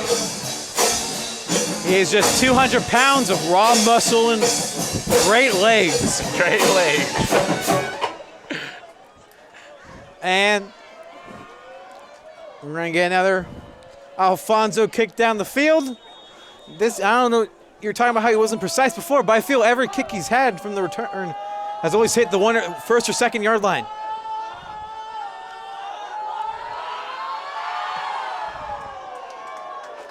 And of course, as soon as I say that, it's not. It goes right in the end zone, it is kneeled down. We'll start off the next play with Cal Lutheran ball on the 20-yard line.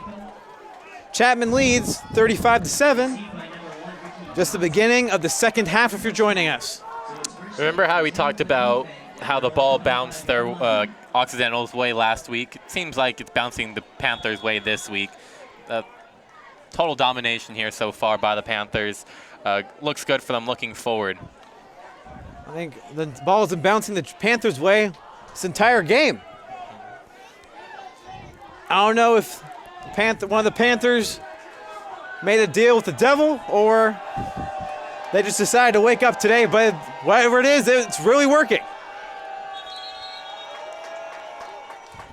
And the play is waved down for a timeout by Cal Lutheran with 12:38 left in the third quarter. Yeah, it's really early to use a timeout. I wonder what Friedrichsen saw in the backfield. All right, well, while they're having their timeout, we're going to have a timeout of our own and cut to break.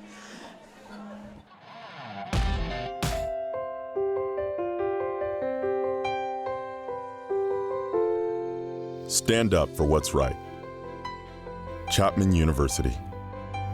Passion, perseverance, teamwork, integrity.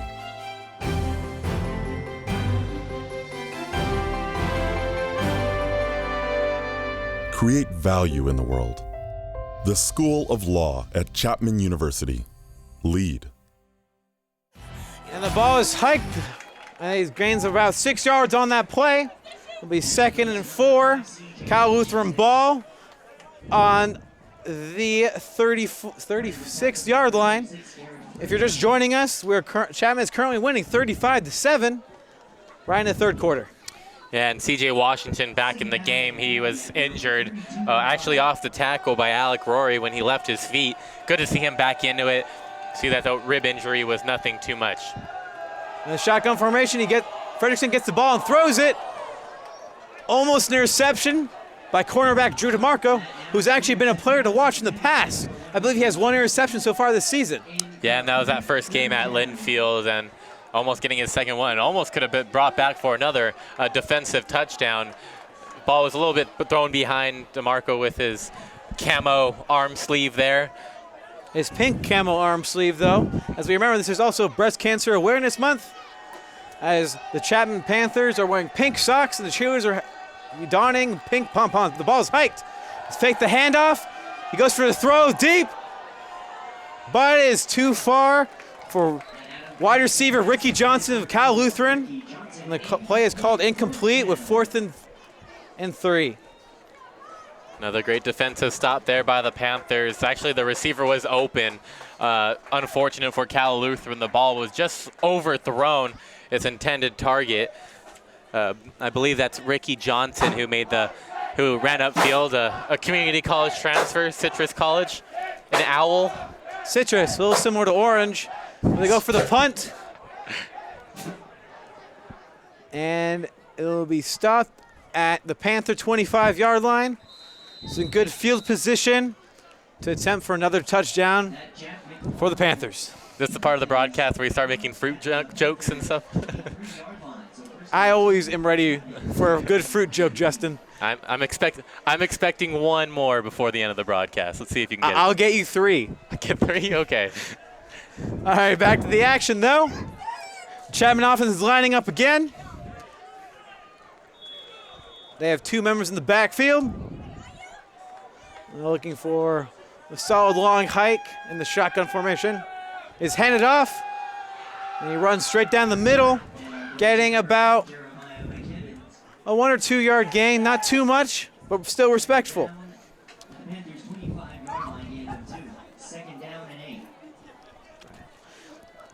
Speaking of rushing, the Chapman Panthers' average rush gain is nearly double of the Cal Lutheran Kingsmen. Chapman's at 7.3 average rush gain per rush, and Cal Lutheran's sitting at 2.4, and this is supposed to be one of the top rushing offenses in the SAC.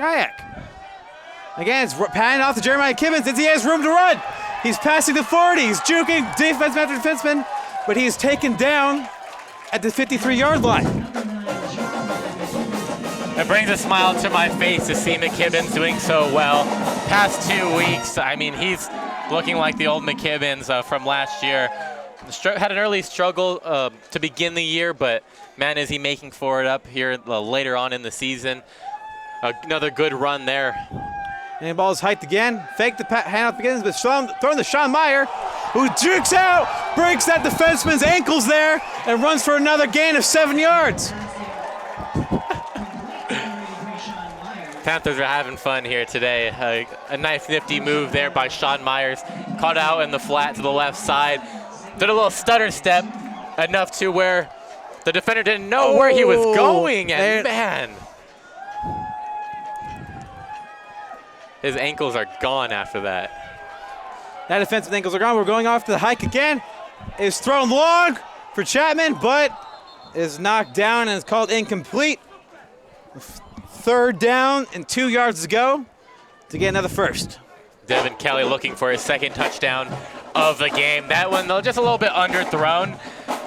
Maybe if you're Mac Vail, throw it more towards the corner of the end zone. Give your player a chance to go up and get it. McKibbins currently is 33 yards from breaking 200 and tying the record for most 200-yard games in a career. If you're not good at math, 167 is what he has. Yes, 167 is what he has. If you're not good at math like I am. And again, McKibbins running down, still going after the first tackle, gaining about 15-yard gain at the 15-yard line on the Cal Lutheran side. They are officially in the red zone. Jeremiah McKibbins, for as little as he is, he dragged a defender with him. Defender had his arm on his jersey, just kept running, kept going for another 5 yards. For a 190-pound man, he sure can't really carry that big linebacker with him down the field. We're going for the hike. We have 2 running backs in the backfield and 2 wide receivers, 1 on each side. Ball is hiked, but a flag is waved down and the play is called down. We'll have to see what this call is against. It is against Chapman. False start on Chapman. That's a great way to lose the wind in your sails. The way they've been playing here in the second half, or this whole game, I think they can kick it up quite easily. I mean, Chapman is averaging 10.2 yards a play. Looks like I'm going to show that right now. Ooh, maybe not. Gaining about 4 yards there. Again, though, their average is 10.2, with Cal Lutherans at 5.6 average yards per play overall, rushing and passing. Here looking at the rushing difference, and boy, what a difference that is. Chapman almost 200 more rushing yards than Cal Lutheran. Coming to this game, I did not expect to see that. I thought it was going to be a defensive battle. Both teams running the ball quite well. The only defense that's shown up here today so far have been the men in black. 3/4 of those rushing yards were Jeremiah McKibbins. Oh, the snap is way far off. Vail decides to sit on it to make sure they don't lose many more yards. Oh, man. And that's exactly the kind of play that happened at Occidental, which knocked them out of field goal range. You need to get those down. I don't know what it is. Those are the mistakes. I know this game's almost out of reach, but in a close game, those are drive killers. You cannot be hiking the ball should be pretty simple at this point, halfway through the season, or more than halfway through the season. Senior center Jacob Spears, the one hiking the ball. He's a veteran player. He shouldn't be making those kind of mistakes. 3rd and 25. Panthers looking for a first down here. Is hiked. Wide open in the center. Doesn't see it. There's a flag on the play. And he is brought down at the 42-yard line. And McVale missed a player up the middle. Dominique Vatcher, freshman from Fullerton, up the middle, wide open. I don't think he might have saw him, but it would have been a dangerous throw to throw across the field, put your receiver in danger. Maybe it's best not to make that throw, but it kills the drive here for the Panthers. And nowhere there to that right side. Holding anyways, got sacked. Not a good combo. Cal Lutheran's defense really stepping up in the second half after a very poor first half, but the ball is being forced to punt down the field. Oh, but it still lands in the in the touched end zone, and it'll be brought back down to the 20-yard line for the Cal Lutheran ball. Devin Kelly can just not keep it in. A good directional punt, though. Almost went to the sideline.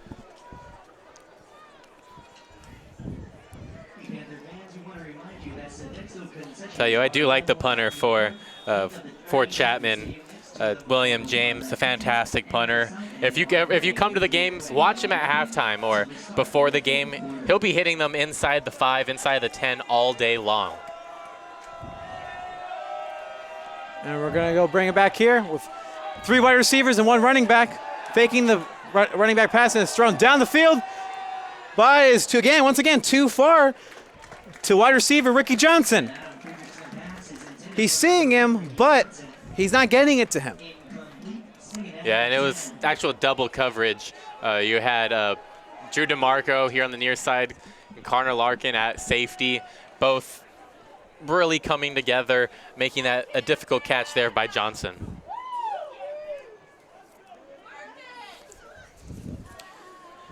And some confusion on the field.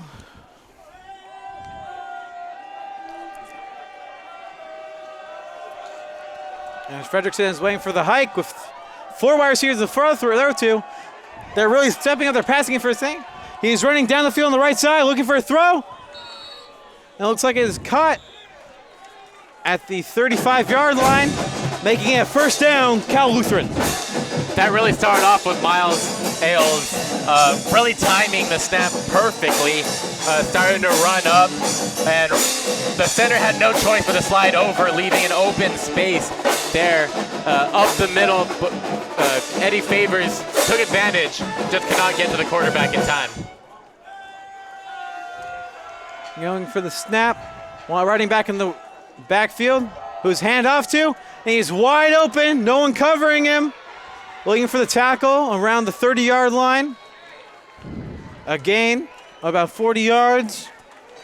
And they're now once again on the Chapman side of the field. Yeah, it's the first time just a big play has happened for the running game for Cal Lutheran. This time it's Isaac Seymour getting to the secondary, the big bouncing back alliteration right there. Getting into the secondary, had some speed, earned himself a break there on the sideline.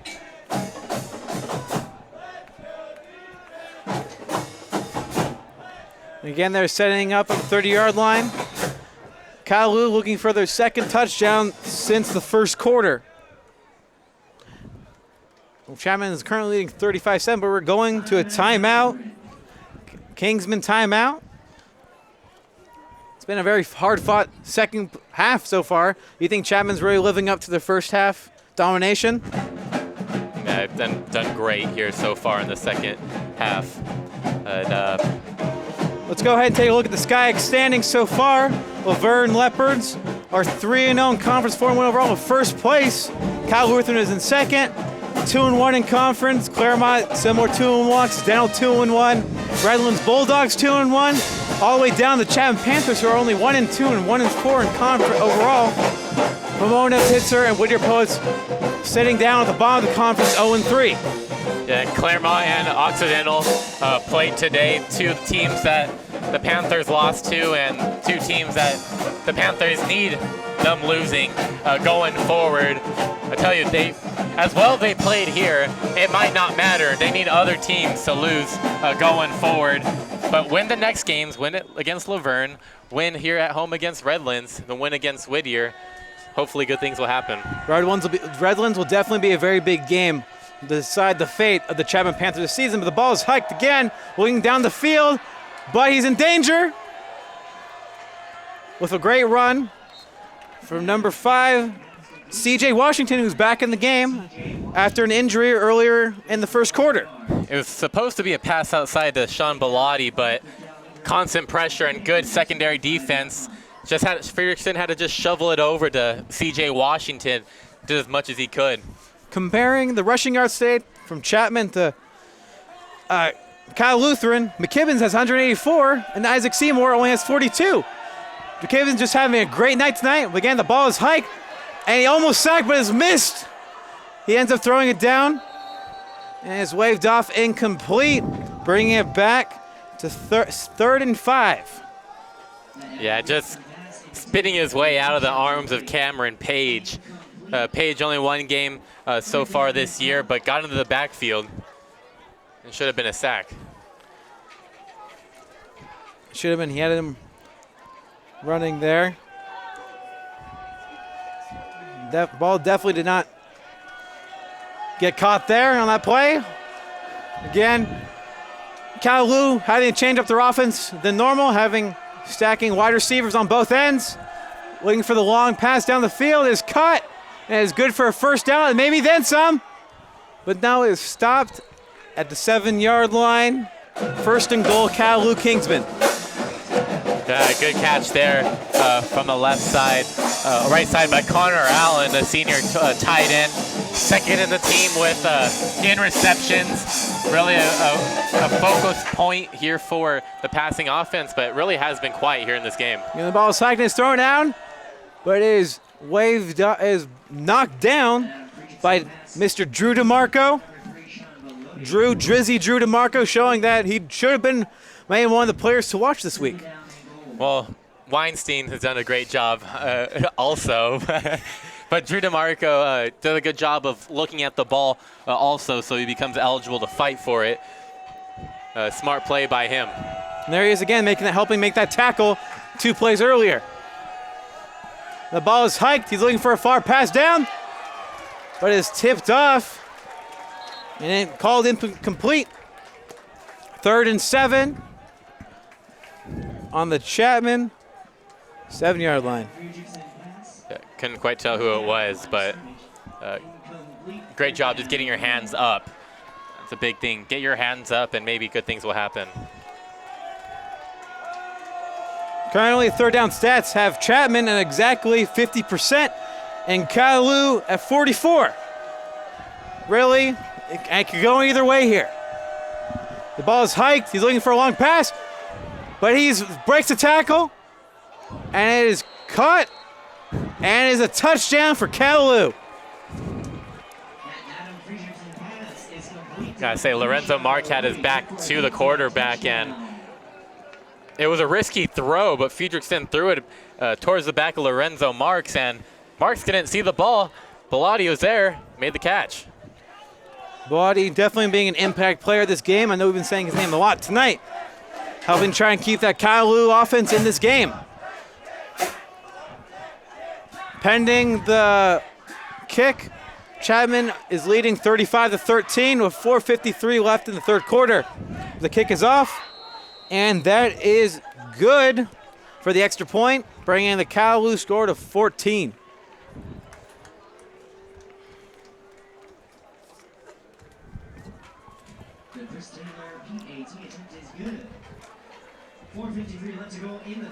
With 4:53 left to go in the quarter. With an incredible pass down the middle, around 3 different defenders, making one of those passes that can, turn the tide of a game. Yeah, Cal Lutheran. Let's see how they come out defensively. Let's see if they can stop the ground game. Let's see if they can stop Vale at the quarterback position. See how just they react overall on defense. Kyle Lutheran player Chris Taylor is going for the kick. Oh, excuse me.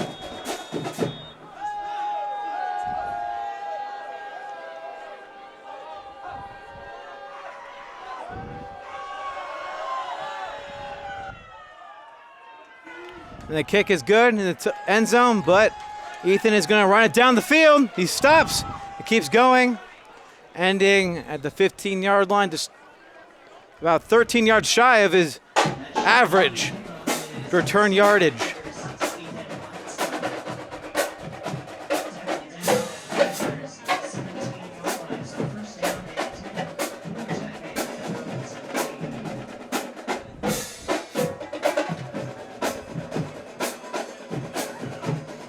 And there's the band cheering on our Chapman team. Very loud to my left. Chapman looking to make another score in the second half. Is fake. Hand it off again to McKibbins, and he runs down the field. Getting a first down and then some. Ending up at the 35-yard line. If I'm not mistaken, that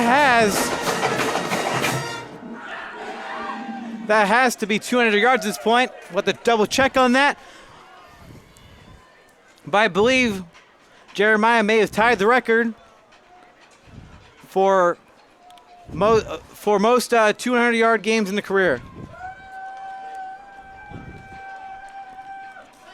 184. Wasn't that?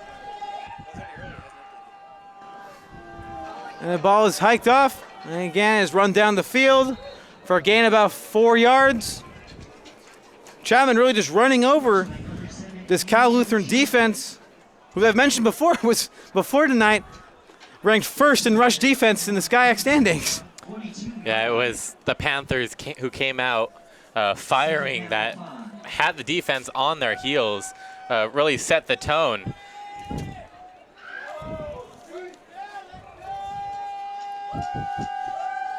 Again, the ball is hiked, is handed off to Akeem McGrew, and it's good for a first down. I have a quotation here from the Cal Blue coach, Mick Monroe, saying that Chapman is the best 1-4 team in the nation, and they really are looking like it tonight. No, it's definitely true. I'll tell you, 2 losses against Linfield, number 2 team in the nation. And then, man, I'm blanking who else they lost to, but number 25 team also. Whitworth. And then a couple of good SCIAC teams. They've had some tough opponents here so far. It's again handoff to Akeem McGrew, gaining about another a 4-yard gain, setting up for a good second down and 6. Just continuing to run the ball, trying to make sure this clock goes down as fast as possible. I think Coach O and everyone else wants to get out of here as soon as possible. And I believe that I want to get out of here before our fourth quarter curse comes into effect. Again, it's handed off and run down the field, getting about a 2 or 3 yard gain. 3rd and 4. Anything can happen here with 4 yards left for a first down. Yeah, anything is possible here at this point. It's only a 21-point game, 3 scores, still time here in the 3rd quarter. We've seen a lot of things happen. We have an injury on the field for Chapman, one of our players. I believe it is. Let's go ahead and look at the replay of the injury. I believe that's Sam Dapper. Oh, man. Yep. Bellarmine Bell Sam Dapper injured on the play. He actually came back the homecoming game off an injury. I believe it was to his thumb. It's always hard to see a player who's just gone back to playing and getting injured again. Yeah, it's always dangerous when everyone's falling down at your knees. It's an opportunity to roll over, maybe an ankle, twist something in the knee. A lot of fragile ligaments there below the waist. As he's helped off the field by his teammates, showing that Panthers always look out for each other. See, combination and getting pushed from in front, players falling behind you. It's not good. All right, now Chapman has 4 wide receivers and 1 running back in the backfield. Going for a long pass here. It's thrown and caught. And pushed out of bounds here. We actually have a quarterback change. We have Andrew Childers back in for the Panthers. I like that move there by Coach O, but I love getting Riley Gilbo an opportunity here on offense. He's a tall receiver, but only 5 catches so far this year. I really want to see him more involved in the offense. He's a tall body where you can just throw 2 and he'll go up and get it. And they're lining up. Wide receivers, 3 listed, and then a handoff to McKibbins, who gets a 6-yard gain. And is going to be 2nd and 4, setting up for a great second down opportunity. But you know what also this move does for the Chapman offense is that... Oh, let's go ahead and look at a full team comparison so far against the Panthers and the Kingsmen. With Kingsmen actually having more passing yards, but Panthers decimating on the rushing yards. Yeah, over 200 yards in a game, no matter who you are, you're going to have success and put up a lot of points up on the board. Here we have Andrew Travis, once again trying to prove himself to Coach Bob Owens and the rest of the Panthers. He hands it off to Jeremiah, who runs. No one saw that coming. And he's going. He gets to the 11-yard line. Over enough for a first down. Yeah, and if he didn't have the 200 yards before that run, he definitely has it here today. I believe what would be his first 200-yard game of this year. But a great run there by McKibbins. It's all in the blocking, too. Plenty of space there out that right side. McKibbins done everything so far since coming to Chapman. Got injured, I believe, his junior year, the fifth-year senior. Good to see McKibbins doing well as a senior here for the Panthers. Doing well and healthy. He looks almost as good as he did back in 2012, where he broke numerous records for Chapman. And McKibbins runs and he has a touchdown. 41-14 Panthers. Yeah, McKibbins came into this game 3 touchdowns shy of the SCIAC lead in rushing touchdowns. Has 2 here today, and he's been rewarded with all the running he's done so far.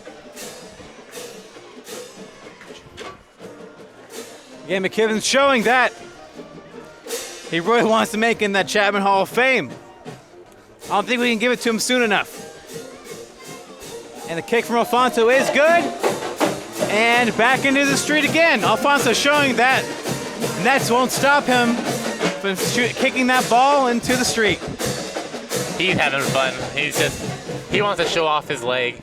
There's a flag out on the field, but I think that's for catapulting over the offensive line. It's going to be on Cal Lutheran. This PAT is going to be good.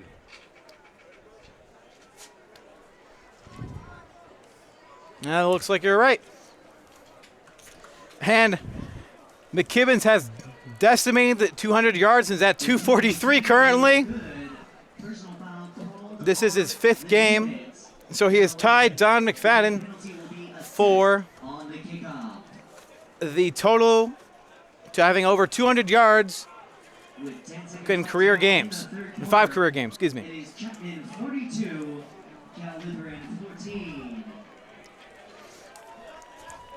As you can see here, Cal Lutheran players looking a little distraught after that touchdown, with Chapman leading 42-14.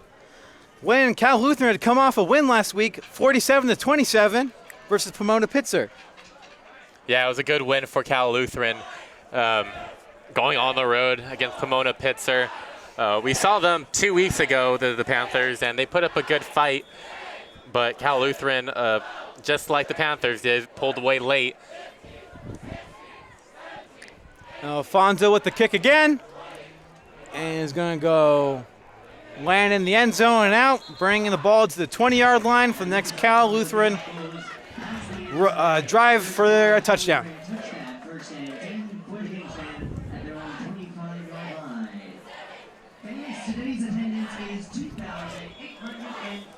Cal Lutheran here looking to find a new game plan.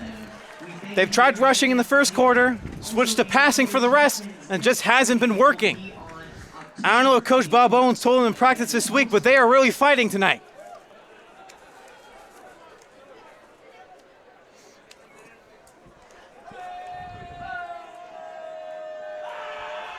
And the ball is hiked, and they go for a run. He gets about 4 yards before he is stopped.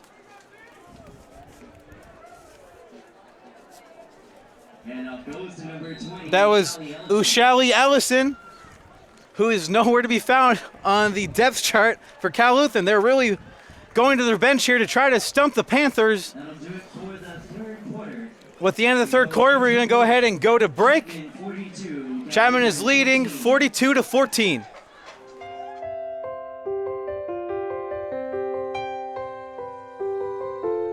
Follow your dreams. Chapman University. Chemistry, physics, computational science, biology. Start doing research in your first year. Soar to new heights. The Schmidt College of Science at Chapman University. Explore.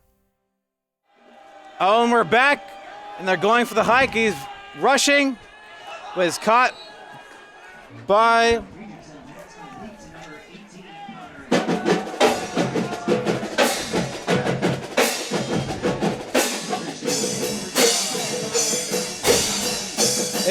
tight end Connor Allen.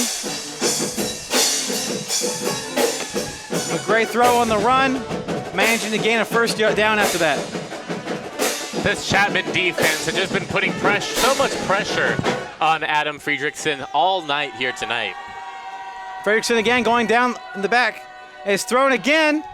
It's dropped and caught by Drew DeMarco. Looks like it's a fumble recovery by Drew. Question is, did he have possession when he caught it? And the referee and everyone else on that Chapman sideline believes he did. Turnover here by Cal Lutheran. And this time Drew DeMarco who gets it. Drew DeMarco once again trying to show that he deserves to at least an honorable mention for a player to watch this week. I would have got roasted if I would have had 2 defensive players to watch, but you know what? The way this game has turned out, I would have definitely done that in a heartbeat. Definitely was a fumble on that, and definitely another fumble recovery there by DeMarco. And his rush forward for a gain of 5 yards. Chapman Panthers looking to further the lead, leading 42-14 with 14 minutes left in the fourth quarter.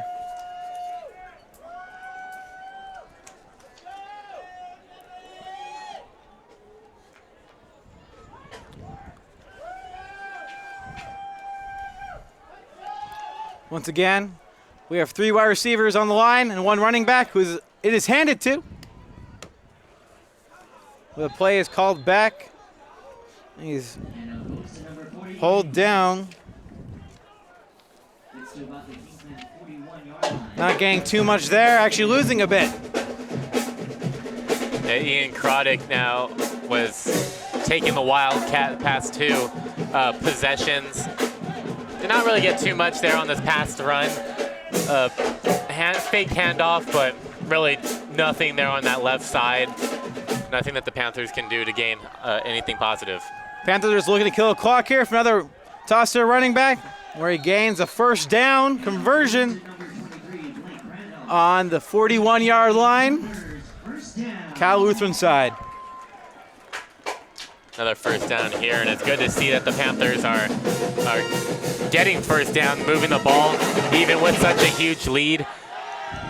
I don't know if we'll see McKibbins back in this game, as he's had himself a great game, went off injured, maybe give him the rest of the fourth quarter off. With 2 touchdowns, a long run of 62, I think he deserves a break. When we go back to the play, it's handed off for a small run by number 23, Blake Crandall. Chapman really going to their bench here, just hoping to run down the clock. And here's an opportunity for these backups to really show that they deserve some first team minutes. You're seeing Crandall here. He's actually, you know how we were talking about players from your high school? Yeah. Representing Beckman High School is Crandall. Good to see a Patriot out there. Arnold O. Beckman. Arnold O. Beckman. Actually, my school was, quick little fact, my high school was named after the same person that Beckman building here was named after. Oh, Sean Myers draws the ball incomplete. But do you think that Arnold O. Beckman, does the O stand for orange? It does not stand for orange. And count on that. That is 2 citrus puns tonight. I only have 1 more, and I'm having a game like Jeremiah here. Well, let's go ahead and look at the team comparison. With Panthers still falling behind in passing yards, but the rushing yards are still decimating the Kingsmen. Over 300 yards. You can't beat that for the Panthers. Panthers had a great offensive showing running the ball last year against Cal Lutheran. Did it again here this year. Right now, Andrew Travis caught, rushing down the field, but it's thrown away, almost caught by wide receiver Devin Kelly. But there's a flag on the play.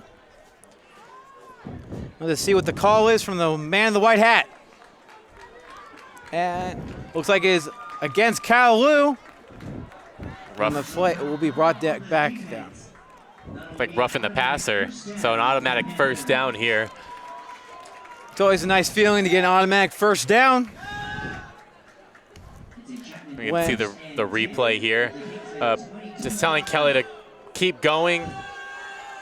Cal Lutheran just wanted that extra push on a Chapman defender or on a Chapman quarterback. Did it illegally. Looks like Jeremiah McKibbins is back in the field, maybe looking to get a third touchdown of the night. We have 2 running backs in the backfield and 2 wide receivers on the right side. The ball is handed off, but is stopped immediately. Maybe in the loss of 2 yards there on the play. Yeah, that smoke coming from the barbecue out in the parking lot, coming onto the field. I don't know about you, that actually smells really delicious right now. We're on the other side of the field, and we can smell it from here. I wonder what the players are smelling out right now. My mouth is watering right now. Hopefully this won't affect Chapman too much because there still is a 4th quarter to go. 11 minutes still left.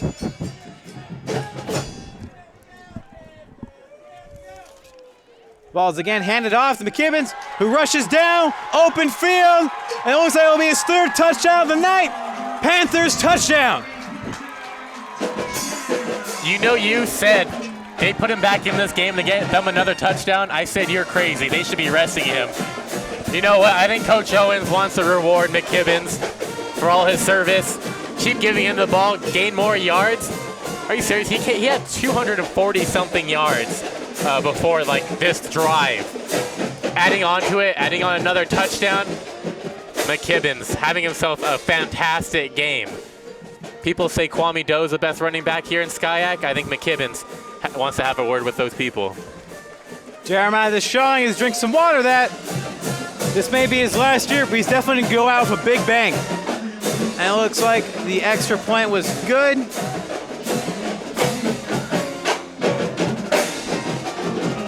McKibbins actually holds currently the Chapman University record for most TDs per game with 5. This is already his 3rd, but I don't know. Do you think he's going to be able to get 2 more tonight to tie his record?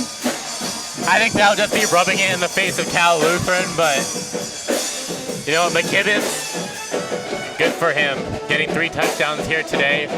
I don't know how Sparks Jackson or Kwame Doe did on the ground, but he needed 3 touchdowns this week to tie for the lead, and he got those here tonight.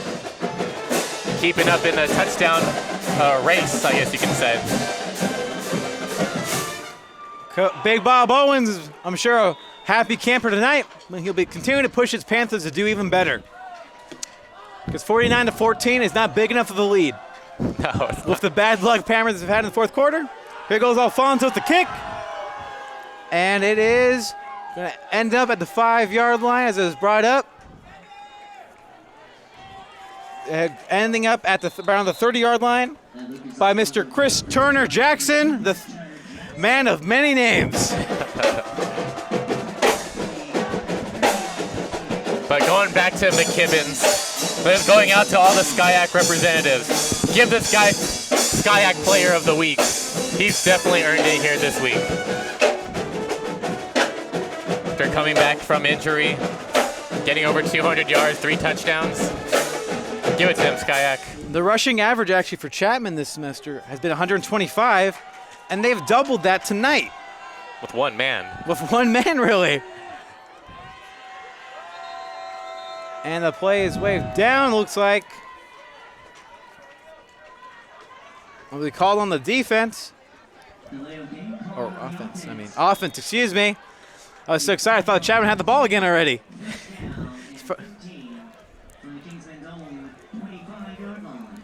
On the 25-yard line, the Kingsmen will go ahead with 1st and 15. Trying to extend try to at least close the gap between Chapman and Kingsmen.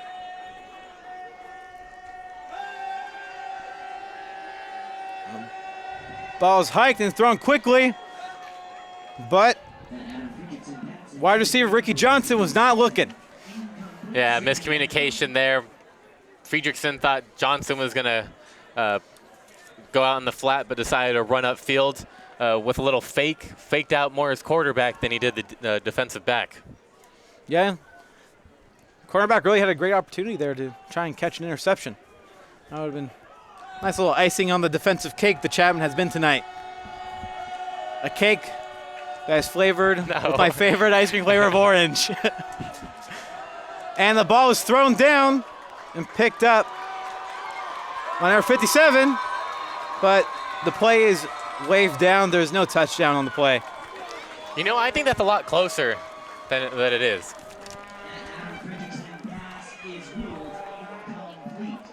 And we're going to go ahead and toss to Mandolin Ortiz on the sideline. Mandy, what news do you have for us? Yeah, even though we're going into the fourth quarter with quite a lead, Coach O said he still wants offensive and defensively strength, keeping all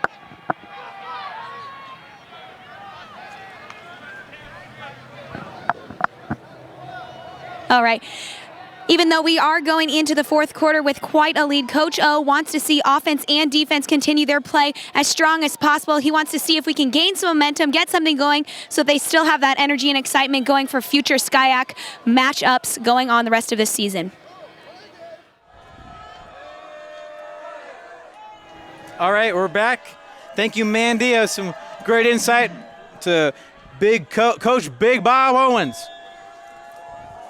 Right now we have a running back in the backfield and four wide receivers going down. He's looking for a long throw, but he's pushed out of bounds past the line of scrimmage, but there's a flag on the play. I believe they'll be roughing the passer for the late hit. Yeah, it's going to give Cal Lutheran an automatic first down. When you're already ahead, you shouldn't be taking these flags like this. But I got to say, total yards-wise, Cal Lutheran has 314, and Chapman University is just shy of 500. If they get one more yard, they're at 499. They also go down as a record for the first 500-yard game by Chapman. Which is surprising. This is a good offensive team, but just hasn't clicked so far this year. On offense, there's usually been close games. I think the only high-scoring game for the Panthers was against Pomona-Pitzer when they put up 35. And they've gotten 14 more points than that. And has brought back down. He's brought at the 47 and brought out. Number 18, Connor Allen, the tight end for Cal Lutheran. And they've been getting him the ball. And I'm surprised they haven't gotten the ball to him more. I think he's had his third reception here in this game. He looks like a big physical body that can really fight for some extra yardage when he gets in the space. And the ball is hiked again and thrown to the side. Oh, nice little spin move there, but it's not enough to break the Chapman defense. He's brought down, but it should be enough for a first down. And it was close, but I think they're going to mark it just short, which is going to bring up a third down and short. Just short? I think I need to change my contact lenses, because that is not short. Woo! Now it'll be 3rd and 2, with Chapman's looking to snuff the Kingsman here on the 52-yard line. Is hiked off, but he sneaks down, but he's caught and taken down. Now let me put my glasses on here. I think that was enough for a first down. Your glasses did well, because the final effort by Friedrichsen's what got him the first down. Looks like he was wrapped up, but kept pushing his feet. Put the ball in front of him and just pushed it out enough for a first down. Again, I would not be surprised the Chapman Panthers able to stop them here, but nevertheless, we'll just have to wait and see. Ball is hiked and he goes for a long pass down the middle. Is caught again by the tight end. Connor Allen, I believe, correct? Yeah, Connor Allen. We saw him earlier in the drive, that big physical body. Dangerous throw, though. Almost intercepted, but luckily enough for Cal Lutheran, that Eddie Favors could not put his body in a good enough position to go and get that ball. Connor Allen really looking to get this extra yardage. His yards per game average is actually 47 yards, which is a lot for a tight end. And look at, with the catch by Rickster Johnson on the 5-yard line. Good for a first down. And first and goal. Joe Covarrubias' eyes lit up once he saw this pass was thrown. Just couldn't get the hit there in time. This is safety's dream of these kind of hits. Gets the hit off, but gets a foot in bounds, apparently. Ricky Johnson does. The ball is hiked again. Looking for a throw deep, but is overthrown to 18, Connor Allen. Again, he's really his favorite on this drive. Yeah, Connor Allen, 6'2", 230, a big and tall body. Like to see him get targets in the end zone if you're a Kingsman fan. Just overthrown, and I think Friedrichsen did that on purpose just so he didn't put his player in a dangerous position. I'd like to see him and Alex Rory, the Chapman Panthers, arm wrestle. That'd be an interesting fight. The ball is hiked again. Looking for a run, but he's snuffed down on the 7-yard line. Yeah, Brandon Reedus getting in the backfield almost immediately. That's a good amount of times where the Panthers have gotten in the backfield to where the running backs only touch the ball for a good second or two before met face-to-face with a man with a Chapman helmet. 3 wide receivers and one in the backfield. Looking for a long pass here. Running down the field, but is tapped down. But there's a flag on the play. Sean Bellotti was the intended receiver there. Yeah, the son of Mike Bellotti, ESPN analyst, former Oregon Duck coach. Actually takes time from ESPN to try to come to all the games, as many games as he could. Been a big influence on his son. But from what I read from the article that they had about Bellotti is that he doesn't do too many coaching. He just likes to sit back and watch his boy play football. Ball's brought back down. Pass interference call on Chapman is an automatic first down, which is a little bitter after a great defensive game so far and having to start all over again. Yeah, it's unfortunate. Jack Colin, I thought, made a good play. And if a running back in the backfield and through our receivers, he hands off, and it is good for a touchdown. Yeah, C.J. Washington getting his touchdown, transfer from Pasadena City College. There isn't much cheering from the Cal Lutheran side, even though there is a touchdown. It is still, you could hear a pin drop on that side of the field. Yeah, not much to cheer for here tonight. Game practically over. Consolation points here. Looks good on the score sheet. Let's see if he can kick it. Oh, not even close to getting over that net, proving that Alfonso really is one of the better kickers in the SCIAC Conference. By the way, the kick was good. It was good, yes. But not Nick Vieira good. No.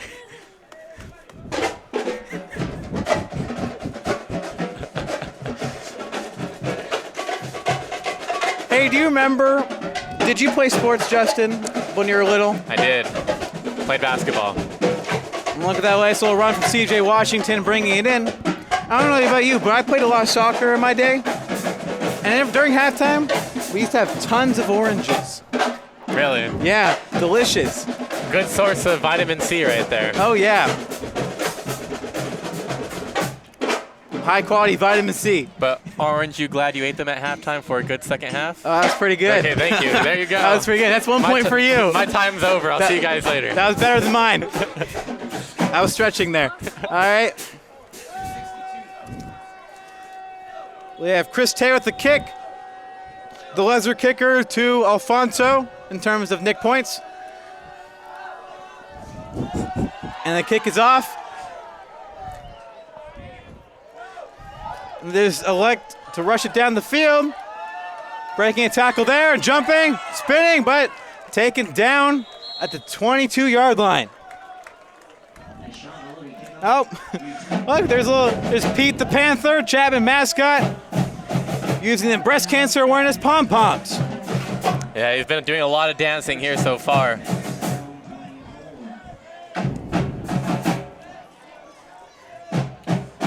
McKibbins is actually beaten the single game yard record of 262 yards. This record is beaten by 3 yards. Incredible.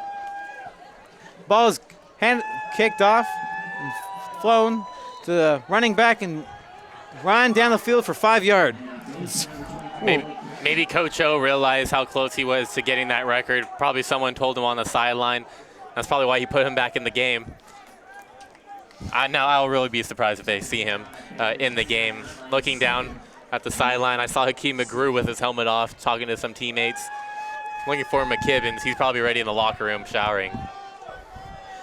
You don't want to get too lenient, though. There's still a lot of game to be played with 6:30 left. And you never know.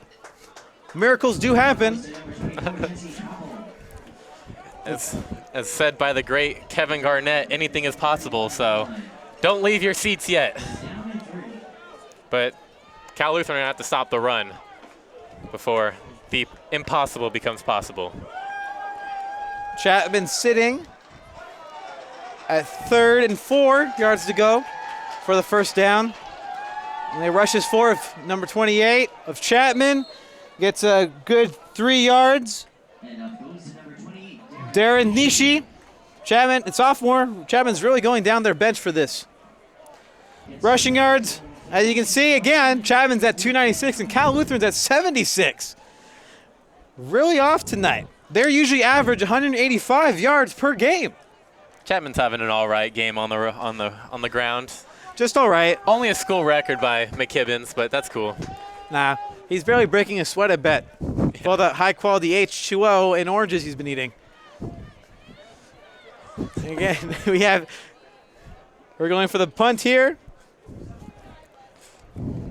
For a 3-and-out play. And is kicked down the field. Not his best kick, but still respectful. Ricky Rickster Johnson runs 5 yards from the return on around the 41-yard line, Cal Lutheran side. Yeah, but going back to McKibbins, you really like to see that he prepared for this game. You get that one? Oh, I got it. Okay, cool. Yeah, thank you. Now I got to think some more. You're catching up to me. And my last one wasn't even that good. I've had about a quarter and a half to think of my fruit puns.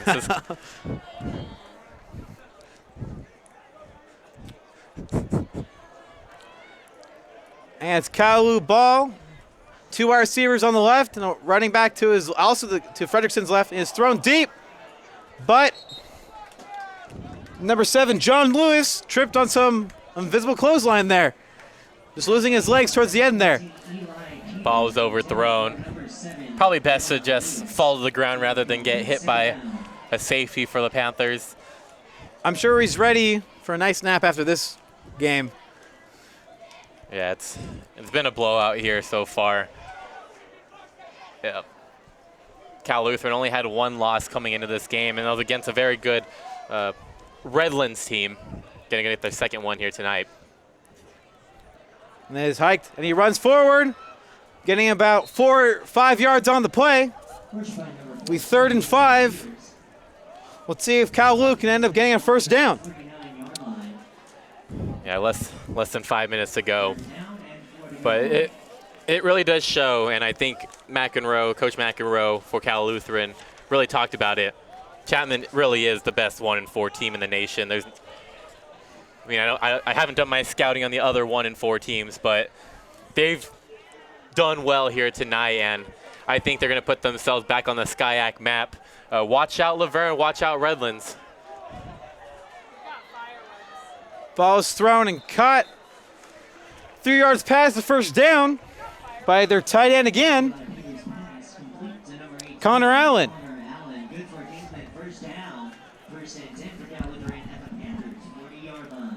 You have to respect the Kingsmen still playing until the end. Not giving up and just laying over, playing until the last second, which is the way you should play. Yeah, people call this garbage time, but what it really does is gets your secondary players reps and just smooth everything out. You know, this is still going to be used for game film. It's going to still be helpful. And he is caught A little gain on that. Oh, excuse me. That was a first down before. I didn't even realize. It's 2nd and 5 on the Panthers' 35-yard line. Yeah, just using his feet to try to maneuver around. Found a player downfield. Eli Peters, new quarterback, getting some reps here today. And they're going to go ahead with 3 wide receivers and 1 in the... Oh, it's fumbled by the running back. A dog pile on the ball. Looks like it's going to be Chapman ball, though. A nice fumble recovery.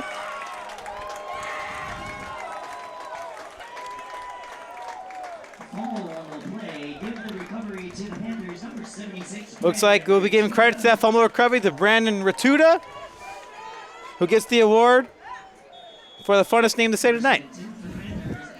And that really shows and puts an exclamation mark on what the defense has done. As you can see Brandon there. Hats off, smiles all around by the defense. Everyone here on this sideline very happy about the way they played, and things go the rest of the Panthers' way. This should be the last possession. And 2 running backs in the backfield. He runs down the field, only getting about 3 yards, but the object of the game right now is just kill the clock. Looks like Randall was the player there. 2nd down and 8 at their own 37-yard line. Oh, it's going. Looks like we had another quarterback change with Hunter Bland subbing in for Andy Travis. I don't have too many sets on Hunter Bland, but we're really giving everyone a chance on the Chapman team to play right now. Again, another 8. Whoa, after the initial tackle, getting at least another 3 yards with that, making it 3rd and 2. Yeah. Let's go ahead and compare the teams so far. And overwhelmingly, Chapman's is well beyond the Kingsmen, except in passing yards again. I mean, you can tell who's winning the game here today. The Kingsmen, just the only reason their passing yards are up is because most of that's come in garbage time, let's be real. Panthers complete domination of today's game, over 300 yards rushing, no turnovers. That's what I like to see from the Panthers offensively. There's the big boy, Jeremiah himself, but let's go back to the action, where it's once again handed off, and it's good for a first down. It's a great run from Darren Nishi, who's getting some great, as you said it, garbage time tonight in the 4th quarter. With 1:20 left in the game. Yeah, the sophomore from Sacramento getting some reps here tonight. Again, all these players, they just want to get time out on the field and show what they can do. There's 1 minute left in the game. 1st and 10, Chapman ball on the 49-yard line, Kyle Lutheran side. And it looks like another quarterback came in, Lucas O'Connor, Culver City High. We have a lot of quarterbacks on this team, Justin. 4th one tonight. Not including the Wildcat formations that we've seen. We've seen a lot of players in that backfield taking snaps. Once again, another 4-yard gain. 1st and 6 with 37 seconds left. I believe we can put a bow on this game. Yep, one more run will do it, and a good win here for the Chapman offense, or for the whole team. I want to keep giving credit for the offense. The defense played well. 21 points by Cal Lutheran. Really doesn't show how well this defense played. I think only allowed 7 points in the first 3 quarters. A good thing for Chapman moving forward. Look at those nice little Disneyland fireworks, putting the icing on the cake as the ball is kneeled down to signify the end of the game as the clock winds down. And now this brings up a huge game next week against Laverne. I mean, that's going to be an exciting game. First place versus this up-and-coming Chapman team. Almost running out of time, but again, just keep getting wins. That's what you got to keep doing. For sure. Laverne and Redlands will be the definite test of whether or not Chapman will continue the fight for the SCIAC #1 spot in the division. Yeah, just keep looking. If you're interested in seeing how the rest of the season goes, just keep looking at what Claremont Mudscript does, keep looking at what Occidental does, keep looking at what Laverne does. Chapman already have the edge over Cal Lutheran, already have the edge over who else did they beat this year? Pomona Pitzer.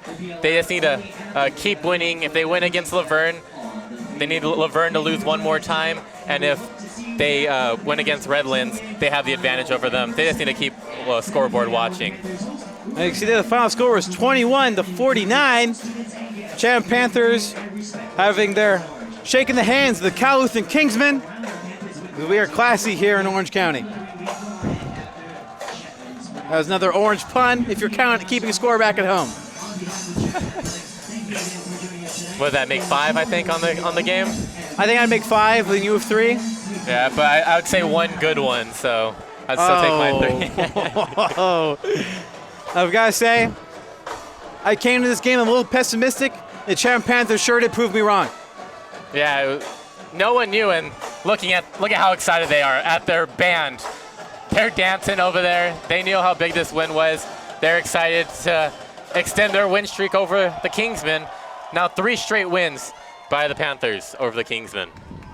This is their second win of the season, their first win at home after a devastating loss in their first SCIAC home game of the season, where they lost in double overtime. They believe 33-30? Yep. Yes.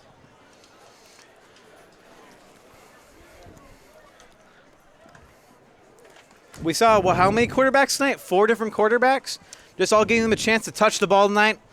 Getting everyone a chance to contribute to the Chapman offense tonight.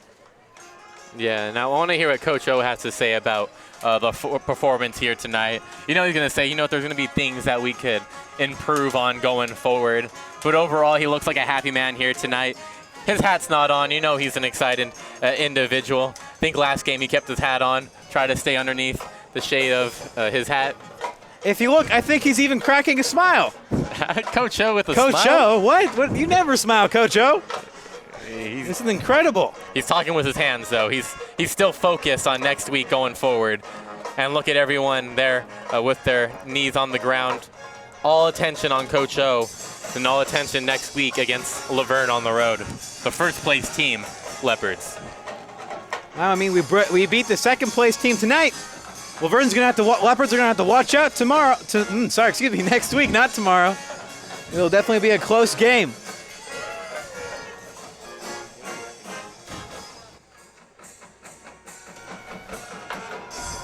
And then it looks like the huddle is over as Coach O and the Chapman Panthers are making their way off the field.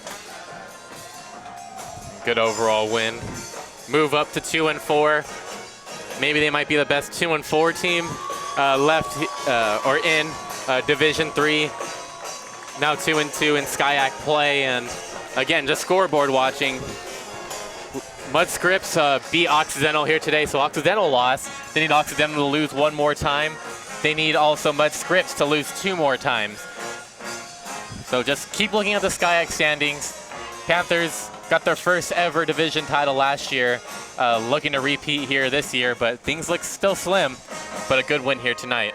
This is an overall great game, offensively and defensively. Chapman Panthers really showing that, even though we're missing a lot of players from last year, that they can be a force to be reckoned with this year. Oh, yes, definitely.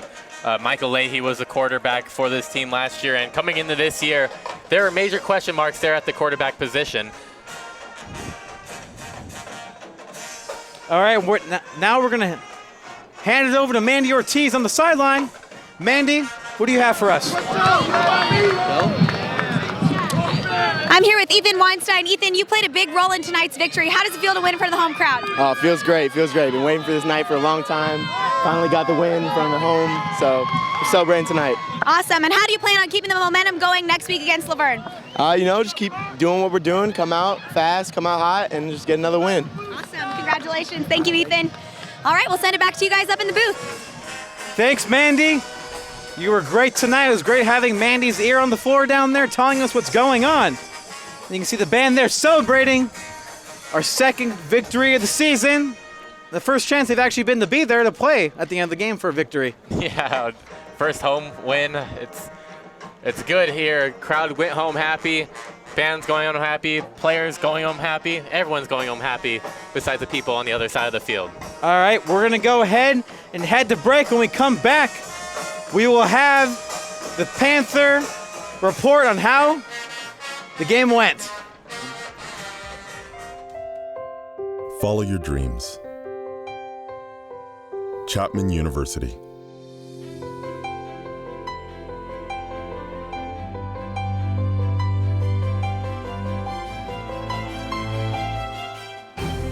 Take your life to new heights.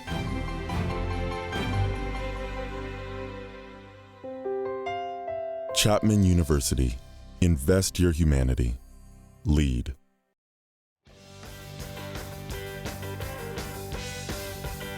Chapman Panthers beat the Cal Lutheran Kingsmen 49-21, excuse me.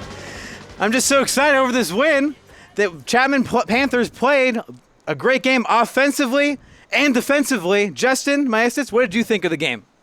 Fantastic performance all the way around, offensively, defensively.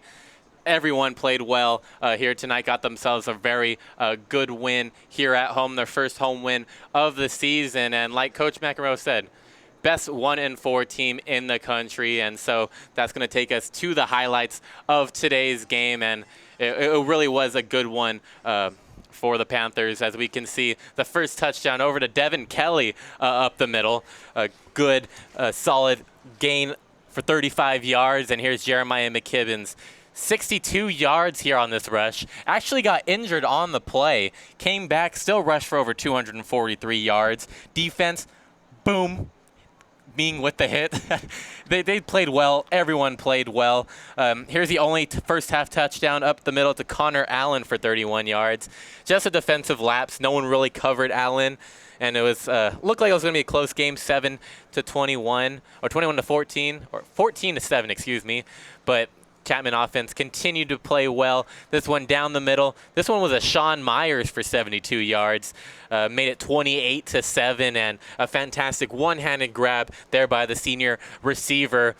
And this was the interception off the fingertips and into the arms of Ethan Weinstein. This one for 77 yards, back-to-back 70-yard plays for the Chapman team to get 2 consecutive touchdowns in not too long of a span. That's when you knew the game was almost over. Weinstein had himself a great game. Constant pressure on the quarterback, and found one for a score there, and only the 2 different touchdowns. That one sealed the deal for the Chapman defense, and ended the game here today.